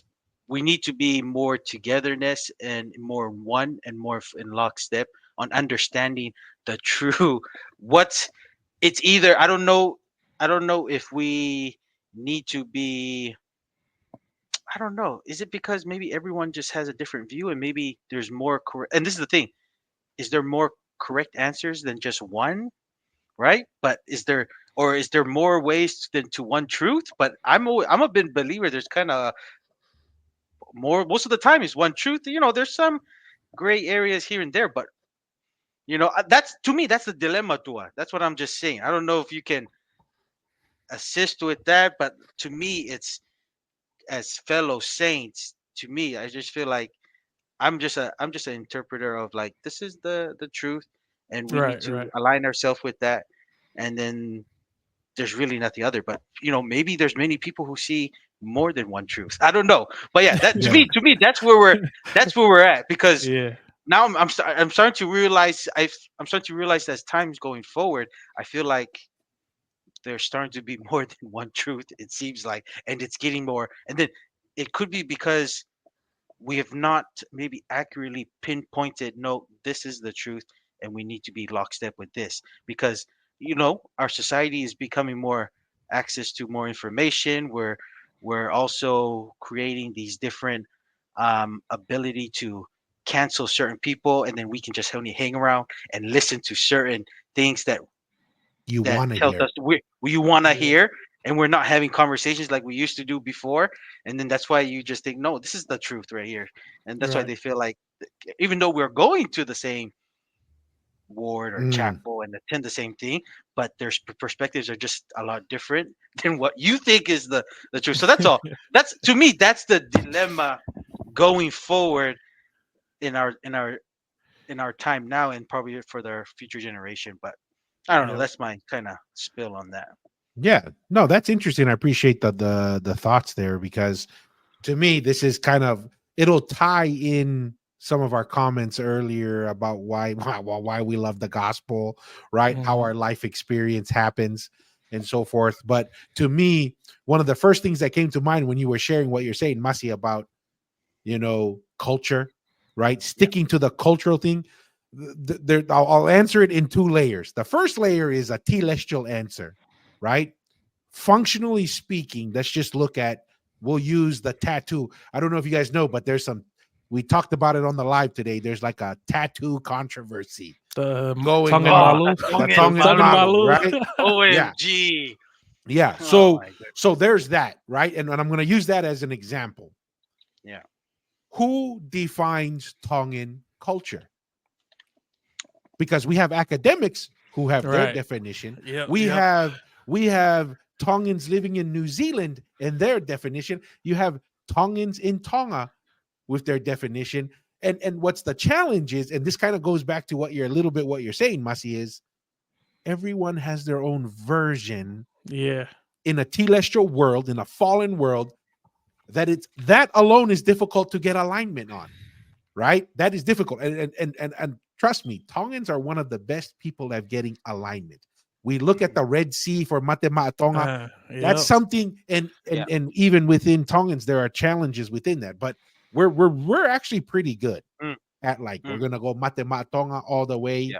Boom, boom, boom. So one of the weaknesses for me from a spiritual perspective of basing your fundamental rock on the DEI cultural thing is there's too many contributors of quote unquote different truths. right? Where, oh, the Malu is only Samoan, but you have missionaries who documented Tongan women with similar designs. And then Tongans, out of their zealous devotion to Christianity, said, we're going to leave everything behind. We are only going to focus on the Savior. Right, wrong, or indifferent, those things were lost. So to me, that's why it leads to confusion. Who's the one telling you should just focus on your culture and your DEI stuff? It's the professors, it's the politicians, it's everyone else, and they're doing it for a temporal reason. They want you divided. They don't want you unified. They want to control you and to have you behave in a certain way. So that's why, number one, I think that fails, right? Just in a normal, functional, the way we view the world, the way we know how human beings behave for power, for influence, for wealth. You can't just trust, well, what is Tongan culture? Are we going to pick Tongan culture 2,000 years ago to 3,000 years ago under Tangaloa? Is that Tongan culture? Or is it from, the first 3/4 of the Tuitonga rule? I can guarantee you the culture throughout that time has always changed. Oh, definitely. Right? So what is quote unquote Tongan culture? It's whoever wants to influence you the way they want you to think, they're going to try and define that for you. So that's a problem. That's why people are, if we want to use the scriptures, blown in the wind, right? They're just as chaff, blown in the wind, going in all kinds of directions. Then the reason why, to me, the gospel is the fundamental thing that will drive you. We had an elders quorum discussion on this.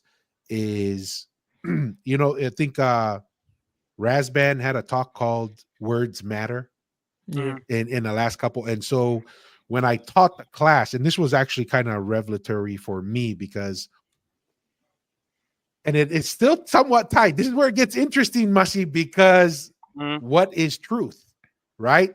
What Pontius Pilate told Jesus, right? Where he asked him, "What is truth?" Right? So I'll start by describing it. It's a little bit long-winded. I apologize. But in John chapter 1, verse 1, it says, in the beginning was the Word, and the Word was God, and the Word was with God. Now, general Christianity will say that's where the Trinity comes in, right? Where God is Jesus and Jesus is God. They're all the one. Same thing. Yeah. They're all one. But from an LDS perspective, you can look at it in this definition. In the beginning was the Word. Now, what is the beginning? Okay, that's another, we won't get into that, but I'm going to try and keep us on target because I like to weave a little too much. So in the beginning was the Word. Who is the Word? Jesus, God. Jehovah, right? Jehovah means the Word. So if we believe that God the Father predates Jesus, then who spoke the word that made Jehovah Jehovah? Well, God the Father. And Jehovah is the word, the light and the truth of the world. So what made Jehovah the word, the light and the truth? It's what God said. Okay. The reason why Jesus is not because Jesus, it's because God the Father said it. Does that make sense? So fundamentally speaking, what is truth?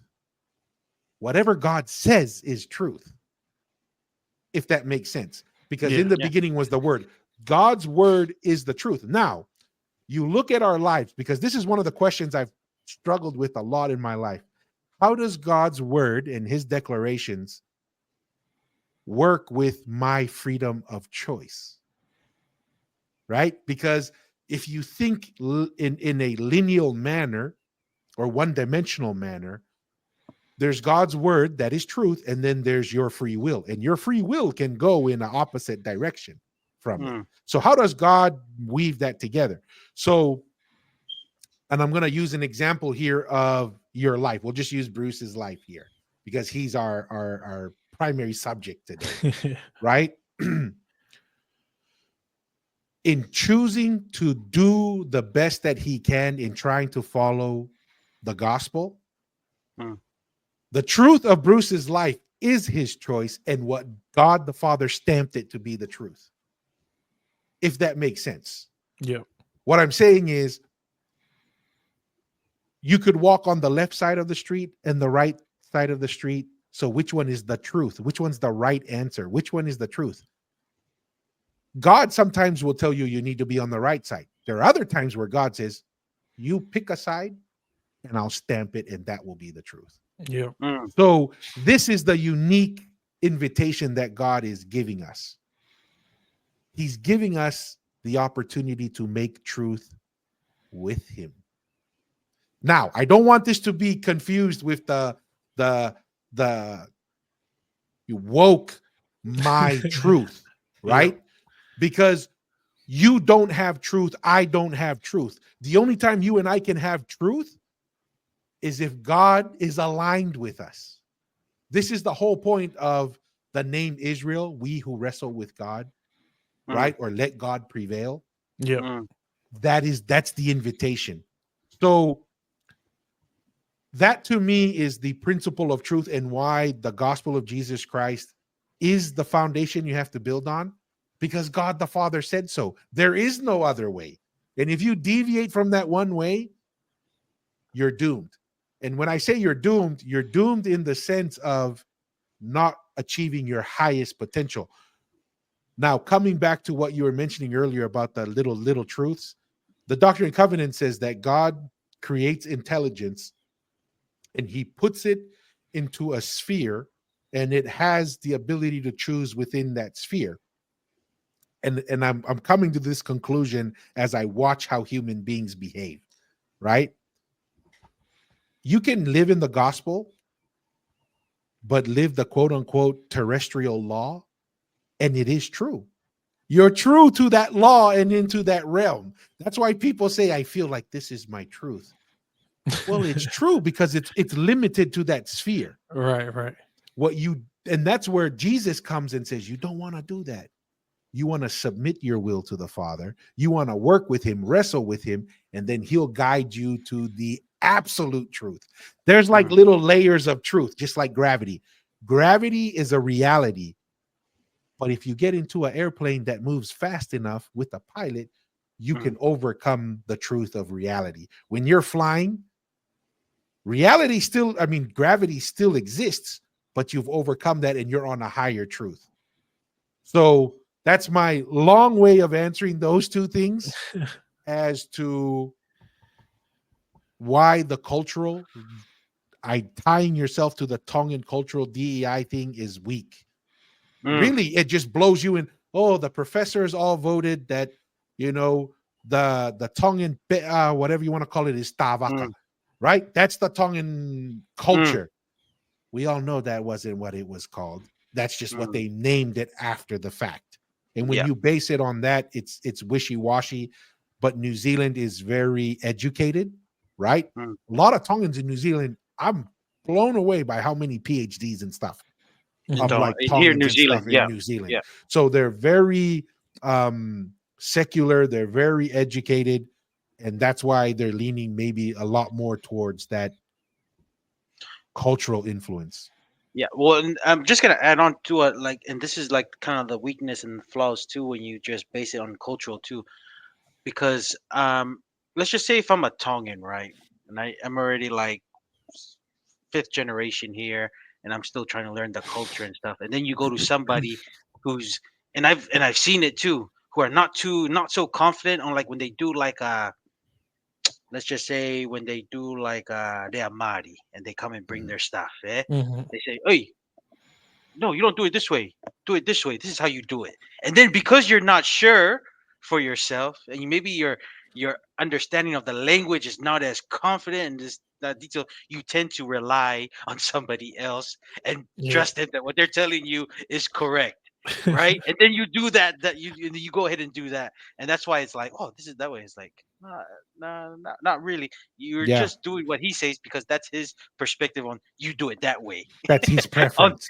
That's yes, his Yeah. personal preference. yes, and that's why I always say, and the ones who really fall on the cultural thing are the ones who are like just really are trying. They're in this gray area, like what I should do.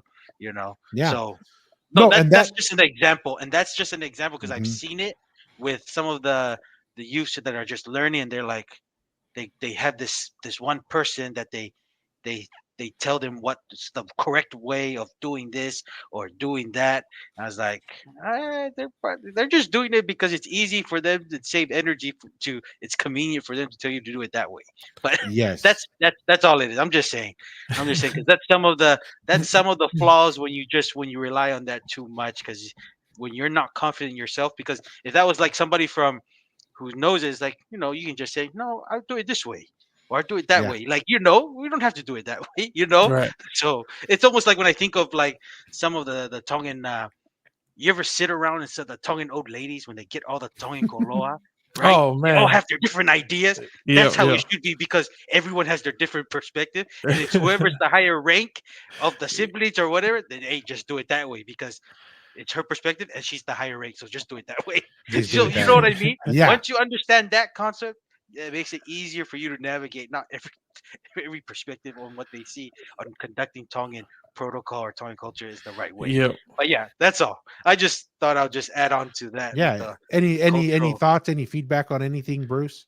No, I was just thinking to the whole when the women come to so my sister got married last year, right? And we do like the mohenga and stuff, aikoloa and stuff. But you realize when you go as the man, there's a lot of women that'll tuhu here, tuhu there. And so you have to figure out which boss you have to listen to, right? It's which boss is the bigger boss and the one that I won't get tafulu'i if I do something wrong, right? So it's just interesting that you brought that up because I definitely, you just close the You mouth see and that. just whanongo and talango forward to the best of your abilities. Nah, 100%. And I will say, adding on to that, this is not a uniquely just culture from ethnic background. This is also within the church, Mhm. right? Certain people say, quote unquote, something is doctrine, not Yeah. because it can be established through scripture and stuff. That was just a preference of that The way they did generation or things. that Yeah. person, Yep. right? And so this is why I think this is another reason why the concept of having the Holy Ghost with you to guide you and lead you, Yes. Yes. it's just that's another layer Of of the that will truth. allow you to overcome that, right? To Yep. navigate those challenges. Because I mean, just look, if you watched how the church behaved and decisions that are made, like we've had the church come out and say we're going to do this from the prophets, and then 6 Yep. months later they do a 180, right? Mm. If Mhm. you try to say everything's black and white and everything's done perfectly, and you don't realize we're all just trying to figure out what God wants us to do, All right. Mm. and we're just trying to navigate that to the best of our ability. And you do what's right and you pray and you ask God bless what Yeah. you're trying to do, and that's how it is. I mean, Yeah. anyways, yeah. Personal revelation, man. That is probably one of the most important things and maybe undervalued that we need to that everyone needs to really rely on. Making All sure right. Yeah. that your spiritual sensitivity is in tune so that when you receive personal revelation to guide yourself and your family, that you Yeah. act upon it. Yeah. Whether you want to call it the gut feeling or Mm. your magic finger that tells you where to go, Mhm. at the end of the day, that's personal revelation. You try to fine tune that, because really that's whether it's a career decision, whether it's an athletic decision, right? I was having this conversation with my daughter today. She had a wrestling tournament. This is her second year wrestling. Oh, nice. She's gone up 3 weight classes, and this was her first one. And she had a lot of learning, right, to Mm. do. And I kept telling her, like, oh, here's one idea, here's another. And then at the end, I was just like, you know what? Just be thoughtful, ponder, pray, and just ask Heavenly Father to help you know what the right decision is. Mm. Yeah. Because what will work 99% of the time, you're going to need the Holy Ghost to tell you that 1% of the time where it shouldn't be done the way it should be done Right. 99% of the time, right? Yep. Like here's a prime example. My mom going with my dad to Tonga in the 1980s was absolutely backwards, Mhm. right? It doesn't make any sense. When you look at it from a human normal decision, what was everybody else doing? They were all coming to America, and then Yeah. you see this one duck True. going along. Let's say everyone's flying south for the summer, and we see one duck flying north and it's wintertime, right. right? And you're like, oh yeah, wait, that duck's not going to survive, right? And you can understand why people would think that way. However, that one duck had the Lord's stamp and approval, in my opinion, that for that one unique duck, that's the direction they should have been going. That doesn't mean the rest of the ducks are going in the wrong direction. It can be both right. It could be 99% of the ducks need to go this way, and it could also be right that 1% duck going the other way is doing what it should be doing. And this is where I come back to what we were talking about earlier, and I think this is what your life experience is kind of painting out here, Bruce. You don't have to know the end, but you just have to be trying to get to a good place. Yeah. Because I mean, I listened to your story. It's like, it's fascinating. This guy had no idea he was going to get to cybersecurity, Definitely. you know, right? Working for Disney. Yeah. Yeah, working for Disney. Now you're probably, you know, the top hackers in the world are trying to crack into your system. Yep. You're probably working with a lot of really intelligent people as well, learning as you're going. And you're looking at yourself as like, well, I didn't plan this, but boy, am I glad to be here. Man, I say that all the time, man. All the You know? time. Yeah. And I really appreciate your willingness to take time to help others. Yeah. To have that exposure. Right. Yeah. To be at least it's like, hey, I'm not saying everyone has to be a Yeah. software engineer. What I'm saying is you're like that one duck that's going the other way. And you're just like saying, hey, I'm not saying you guys are wrong. But what I'm saying is, if you want to fly with me in this direction, I found something cool. Yep, definitely. And if you want to join me, you don't have to be alone. Yeah, right. We can do this together. And so that was kind of the same thing with, you know, like my mom and my dad going back. My mom prayed about it. She felt the Lord says, go, and went. You know, a lot of people questioned her decision, saying, oh, your kids are going to be backwards growing up in the third world, blah, blah, blah, blah. Yeah. And, you know, I guarantee you it was a lot of pressure on her and she doubted those things. But guess who benefits from that? Me. I benefited from that. Yep. Right? Masi benefited from that. Just like your grandfather and your parents, they made sacrifices. They made difficult decisions to get you and your siblings and family to the U.S. Yep. And you're benefiting from that. Definitely. No. Awesome. Hey, and I don't know. Do you have any other question, Tua? No. Else? No. Because I was just thinking. No, I was just thinking. Like my next further question. That now you're kind of in this now, Bruce. Is there any thoughts? Are you gonna like is PhD kind of sometime in the realm? Is there a PhD for cybersecurity? Yeah. I don't know, but is that something that you're thinking of in the next 5 years? Like, what is Bruce thinking in the next 5 to 6 years? Right. No, so definitely like within the engineering fields, usually you can stop after your bachelor. You know what I mean? The master's was just an added on thing that a professor had recommended that I do, and the opportunity arose, and you know, I said, why not? Yeah. Why not? You know, why not? And in my family, I remember my parents, that was one thing they would all strive to, is try to get a master's. They just, you know, having kids is hard to get a master's and stuff. So I thought it was a way to, you know, that my parents always want, you know, you want your kids to do better than you. So it was my goals, you know, let me just go after this master's. But definitely I'm done in terms of like formal education. I'm not pursuing within my career and what we do. You don't have to have a PhD. You can stop at a bachelor's degree. There's even folks that don't even have a degree, right? And you're doing well in the tech space. You're doing well in the tech space because a lot of the tech thing you can go on YouTube, Google, you just go look up a tutorial and you can learn it. But there's certain advantages that degree, it'll get you through certain doors that HR doesn't understand. You know, they understand degree, they don't understand no degree sometimes, you know. So right now, in terms of like education wise, I'm pursuing in the cybersecurity industry. There's a lot of certifications you go for to kind of prove your level of hacking and what you're trying to do, right? Those are kind of the things that set you apart from the crowd or the competition that you're going against. So, and it also allows you to do, gives you more like you're more reputable in terms of your ability to hack. So right now I'm going after certain certifications that are like industry certifications, but that's about it in terms of like education goes. That I'm kind of done with the formal education. Okay, Yeah, no, that's good.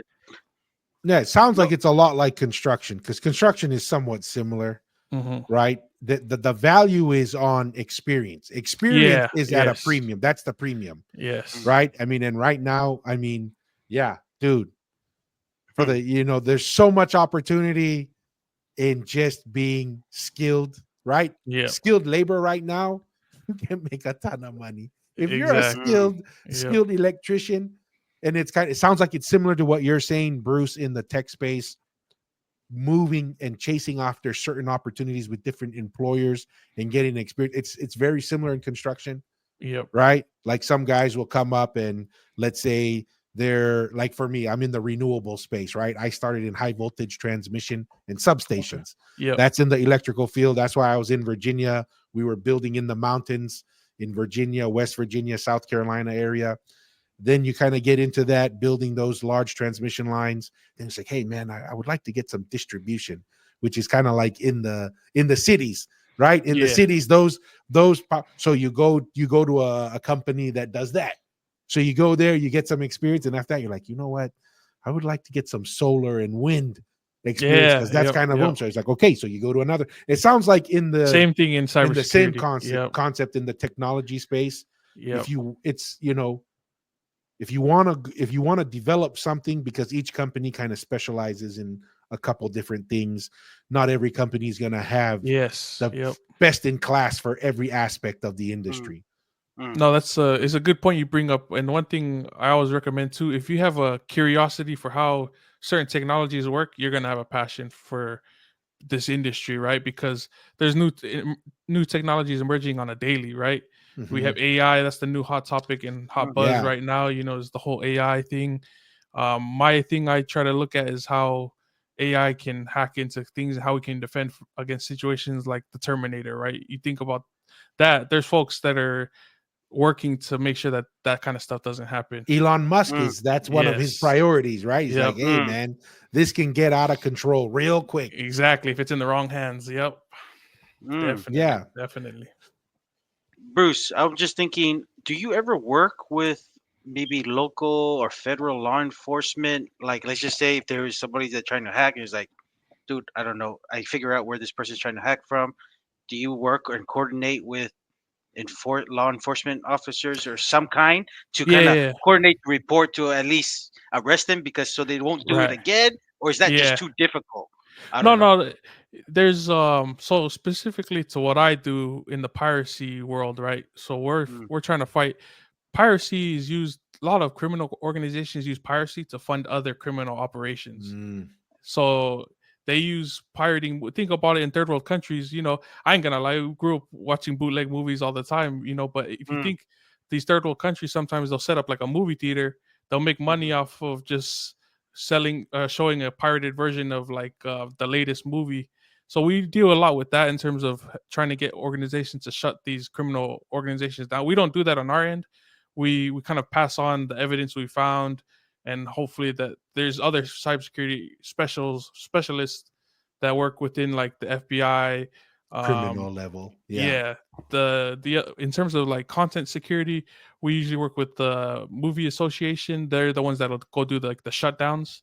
So mm, we have like an anti-piracy team, and we'll coordinate with the I think it's the MPA. It's the ones that do the when you have like a rating on a movie like PG, the The circle thing yes, with the yes. lines. Yeah. yeah. So that's the organization that goes about doing the shutdowns. So we find our information, we'll coordinate with the studios, so like Netflix, Mm, um, Paramount Plus, and we'll all kind of, as studios, share information that we found in these anti-piracy investigations, share that with them. They're the ones that have their own cybersecurity professionals that will go do like the shutdowns. But I was talking with my uncle earlier. He's actually in the public safety tech world space, and he deals a lot with that in terms of like forensics, things like that. The um, like police or in Criminal terms of investigation criminal stuff. investigations. Yeah. So Yeah. you'll and they're big recruiters. So all the three-letter agencies, they're big recruiters in terms of getting folks to come work for them in Cybersecurity terms of stuff. cybersecurity. Yeah. Yeah. Yeah. Hey, it kind of an interesting question. I don't know if you were watching the Mike Tyson and Jake Yeah. Paul. Yeah. I was Yep. like, I know how it was like, all the issues with the buffering. I was like, I wonder if these guys, they had to have known millions of people were going to watch. I was like, I wonder if Yes. they're getting attacked, because that would make sense, right?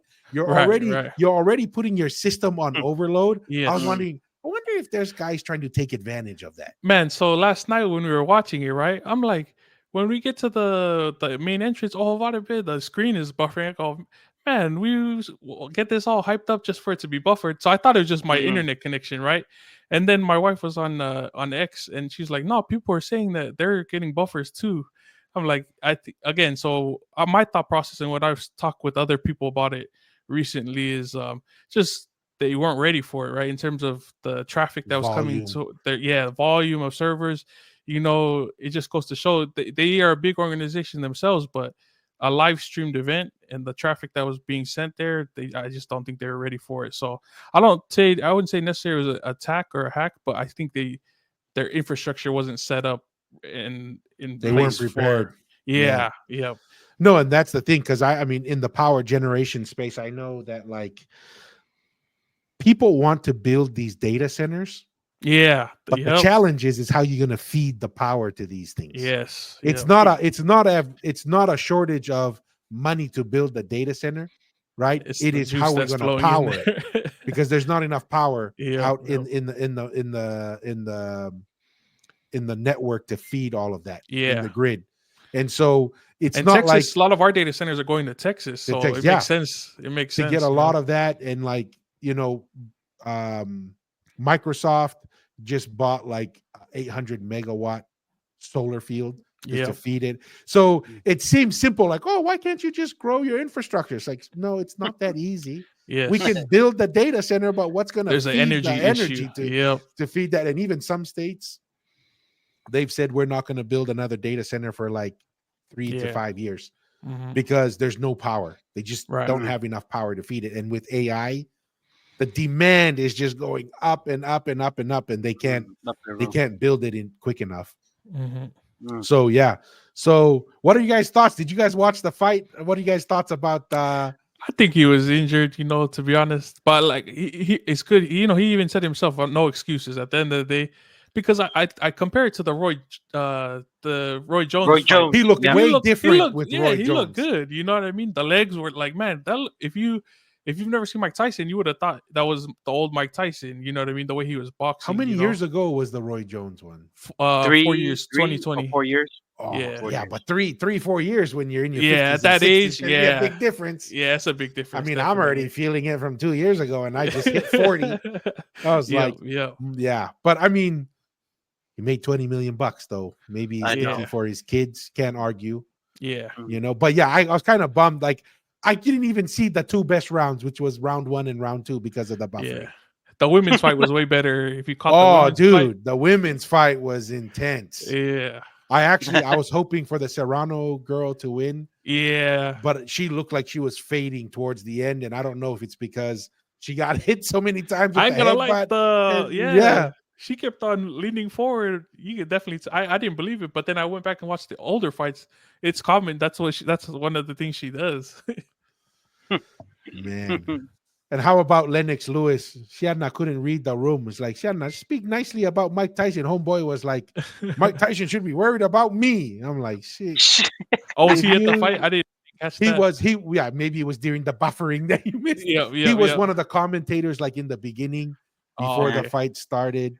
Yeah, my stuff started buffering after the women's fight. So, but man, what are you? You kind of shared. You're married. You have one kid. You have another one coming on the way. Congratulations! Thank you. I think we all can agree with this. Fatherhood is the greatest calling and the greatest thing that we can have to us.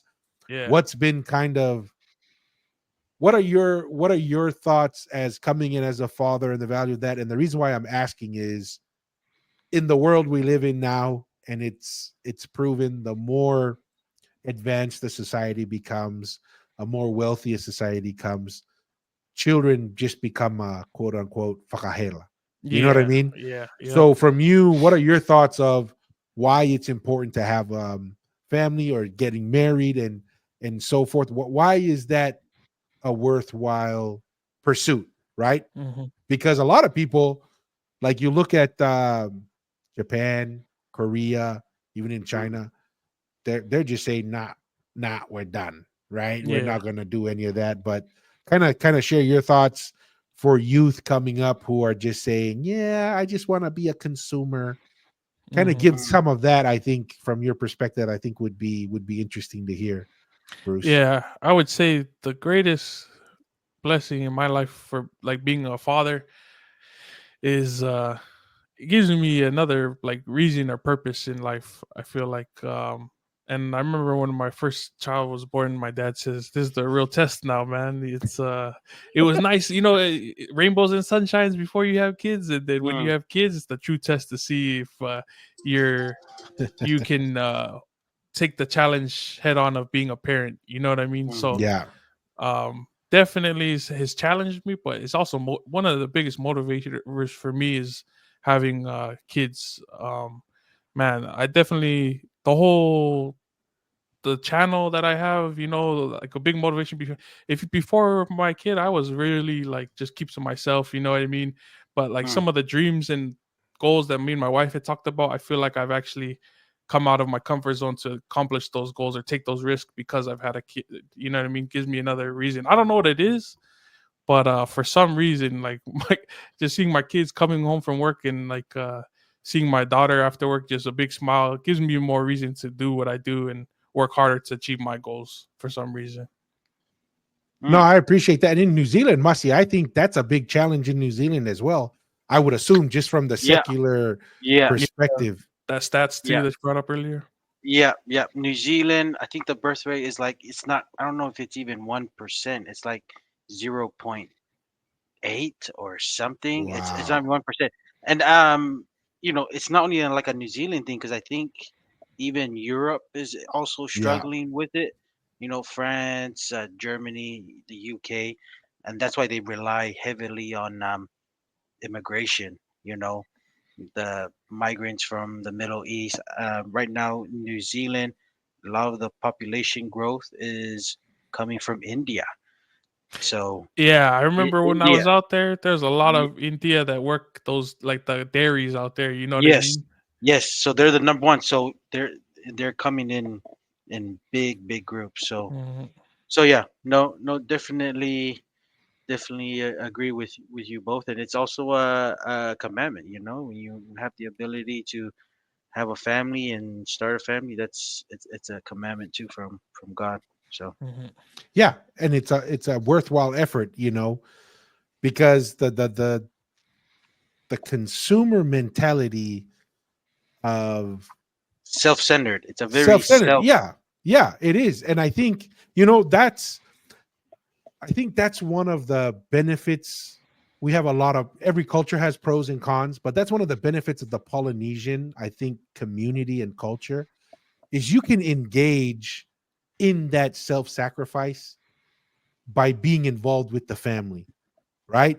Because the same ideas as having kids and stuff, it's the same thing. It is time and sacrifice of resources, right? And I Mhm. think that's one of the benefits of the Polynesian culture is you can engage in that, and it keeps you not to be so quote unquote consumer based, Yeah. because that's the problem, is because nothing is more fakahela than another funeral, another, you know what I mean, another event.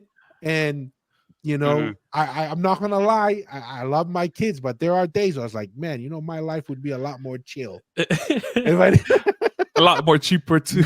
yeah, but it's just the natural man Yes, thinking, yes. Yep. because the Yep. truth is I wouldn't trade it for the world, but Exactly. on the days where I'm the weekest, Those are the thoughts unfortunately that that's what the sometimes thoughts come. that Yeah. come, especially when they're talangata and they're talahui, and you're like, Shiana, why did we bring you again? Like my son, he flooded my upstairs, and nothing frustrates me more when I'm downstairs looking and I still have holes in the ceiling of my kitchen and water's just pouring down. And you know who I hear laughing in the bathtub downstairs, my son. And I'm like, "Don't get that, you know." Yeah. But it's just something that I think also a benefit of our culture, and that I'm a big fan. Obviously, growing up with cousins and stuff, Yeah. Yeah. I Yeah. I would love my kids to live with me someday. I'm granted, I know I'll complain about it, Yeah. right? But for me, long term, I love living with extended family. I think Yeah. there's because Mushy, when we grew up, there was always someone home, Yeah. Yeah. right? Yeah. Parents gone, siblings gone. You come home, there's grandma, there's grandpa, there's a Yeah. cousin, and I can't remember very few times, if there is, of ever being home all alone. Alone. Mm. I Mm. will say that's a con of living away from my family because I grew up in the same, the whole like I grew up mainly my grandparents. Our first house was living with my grandparents, so we all shared one roof with my grandparents and my Mm. my mom's siblings. So like that's all I knew was extended family. Extended family is regular family in the in the Tongan culture. Yeah. Cousins and siblings and everything. So that was a con of being away, but also it's one of the great things that I always cherish, and hopefully, like I said, I hope my kids will experience some sort of that because I still have family here in Southern California, so we'll still have somewhat of that experience for them. Oh, nice. Awesome. Well, we're coming up close on the second hour. Guys, BYU's behind. I know. I What's know. Fourth the what's quarter, the score? 17-13, 9 minutes left in the fourth. Oh man, And I'm seeing some text going back and forth, and Kansas has the ball. Yeah. Oh, Yeah. yeah, we're is it in Kansas must. or in Provo? It's in Provo, isn't it? It's Oh, in it's in Provo. Provo. It's in Provo. Yeah, and Kansas is, no. Oh, Oh, interception. interception. Okay. Woo! There's Looks like hope. kay Shai There's Bilo hope. to ikaw tama. Hey, so funny Eh, thing was last week I said, "Sio, kapaw if it hokope midnight, the Yeah. curse is the Yeah. yeah. keke na wainga is hapate." But I was like, "Dang it, man, it didn't work this year." Na lahi pe whakamofatomala Eh, tini. They repented. They They lahi pe repented. whakatamala. Now we're gonna Yeah. find out if they repented this week. Eh, We'll find out if they Yeah. repented this week. But no, I think we're coming up on the second hour here. Just want to, I think this is good. Mm. I feel like Yep. the rhythm of the conversation is kind of the weaving is coming to an end. Yep. And any kind of closing thoughts. I'll go first. We'll go Mussy, and then Bruce, if you want to close us out. Yep. Want to first off thank you for your time, Bruce. It was a lot of Mm. fun. Yeah, Love no, hearing thank you about guys. your life story and sharing your experiences and just going where the conversation goes. I really appreciate it. I really do learn a lot of things when we talk to people where it's like, man, we have so many similar experiences. Right. Granted, they're all unique and different, but there are Mm. common threads amongst them, Across, and it yeah. really is nice to know. For me, Takwe Guiaipe Otua, that's Yeah. overseeing Mm. us and keeping Goya. an eye on all. So really appreciate it. We appreciate your time, and turn it over to Mussy for any closing thoughts before we hand it over. No, appreciated Bruce coming on the podcast and just sharing your experience and your family. I've kind of known you even way before, and especially your family. You come from a very good family, and at the same time, I saw your podcast, what you were doing, and I just thought, man, it was good to invite you to have you come on and just kind of share what you're doing, and hopefully um the awareness you create is just another opportunity for someone else who doesn't Mhm. want to be a lawyer or a doctor or just a typical work environment that most people go into, because tech is still relatively a new field Yep. at the moment, and in the next future it's going to be more prominent. So getting our people to that field and just being aware and just know that's an option, I think that's a good thing what you're doing, Bruce. So just grateful for your availability to join us, and wish you nothing but the best, Bruce, you and your family, and also your entire extended family too. So yeah, that's about it. Mahalo. Oh, one more Mahalo. thing. One more thing. Tua, guess who's in the state championship game, Koku and St. Louis again. So I just thought Is this what, 3 that'll years be in a interesting. row? If Koku wins this year, it's gonna be 4 Oh, 4 years in a years. row. Okay. Yeah, consecutively. But this is the traditional because I went to Koku, Tua went to St. Louis, so Yeah, I just yeah. thought Red I'll Raider, just man. share that. Body and Red Yeah, Raider. we're gonna Yeah. be chopping some Crusaders Yeah. this week. You But I know. just thought I'll share that because that'll Oh be yeah, something I to saw really that. look forward. I saw some posts. I always crack up when I see, what is it? Title City, champion town, and I'm like, win 14 in a row, and Oh, then come talk to me. is that what St. Louis has on there? Yes. Is We're 14? we're, we're, Oh, we're 14. going. We're going there. We're man. chopping our way there. They're chopping their way there. Tomahawk, baby. Yeah, I just Molly, Hey, but that's Molly. about it. yeah, Malo, Bruce, and Tua. malo, malo. Appreciate you guys having me on tonight, man. And thank you for your time, man. It's really, it's always good to talano with our kakai and stuff. And just thank you for your time to let me share my experience and stuff with you guys. So, malo pito. Malo. Malo, So appreciate it. As always, we like to close out with all our viewers. Be bold. Don't be afraid to ask questions and stay curious. Sure. Till next time, peace. All right. See ya.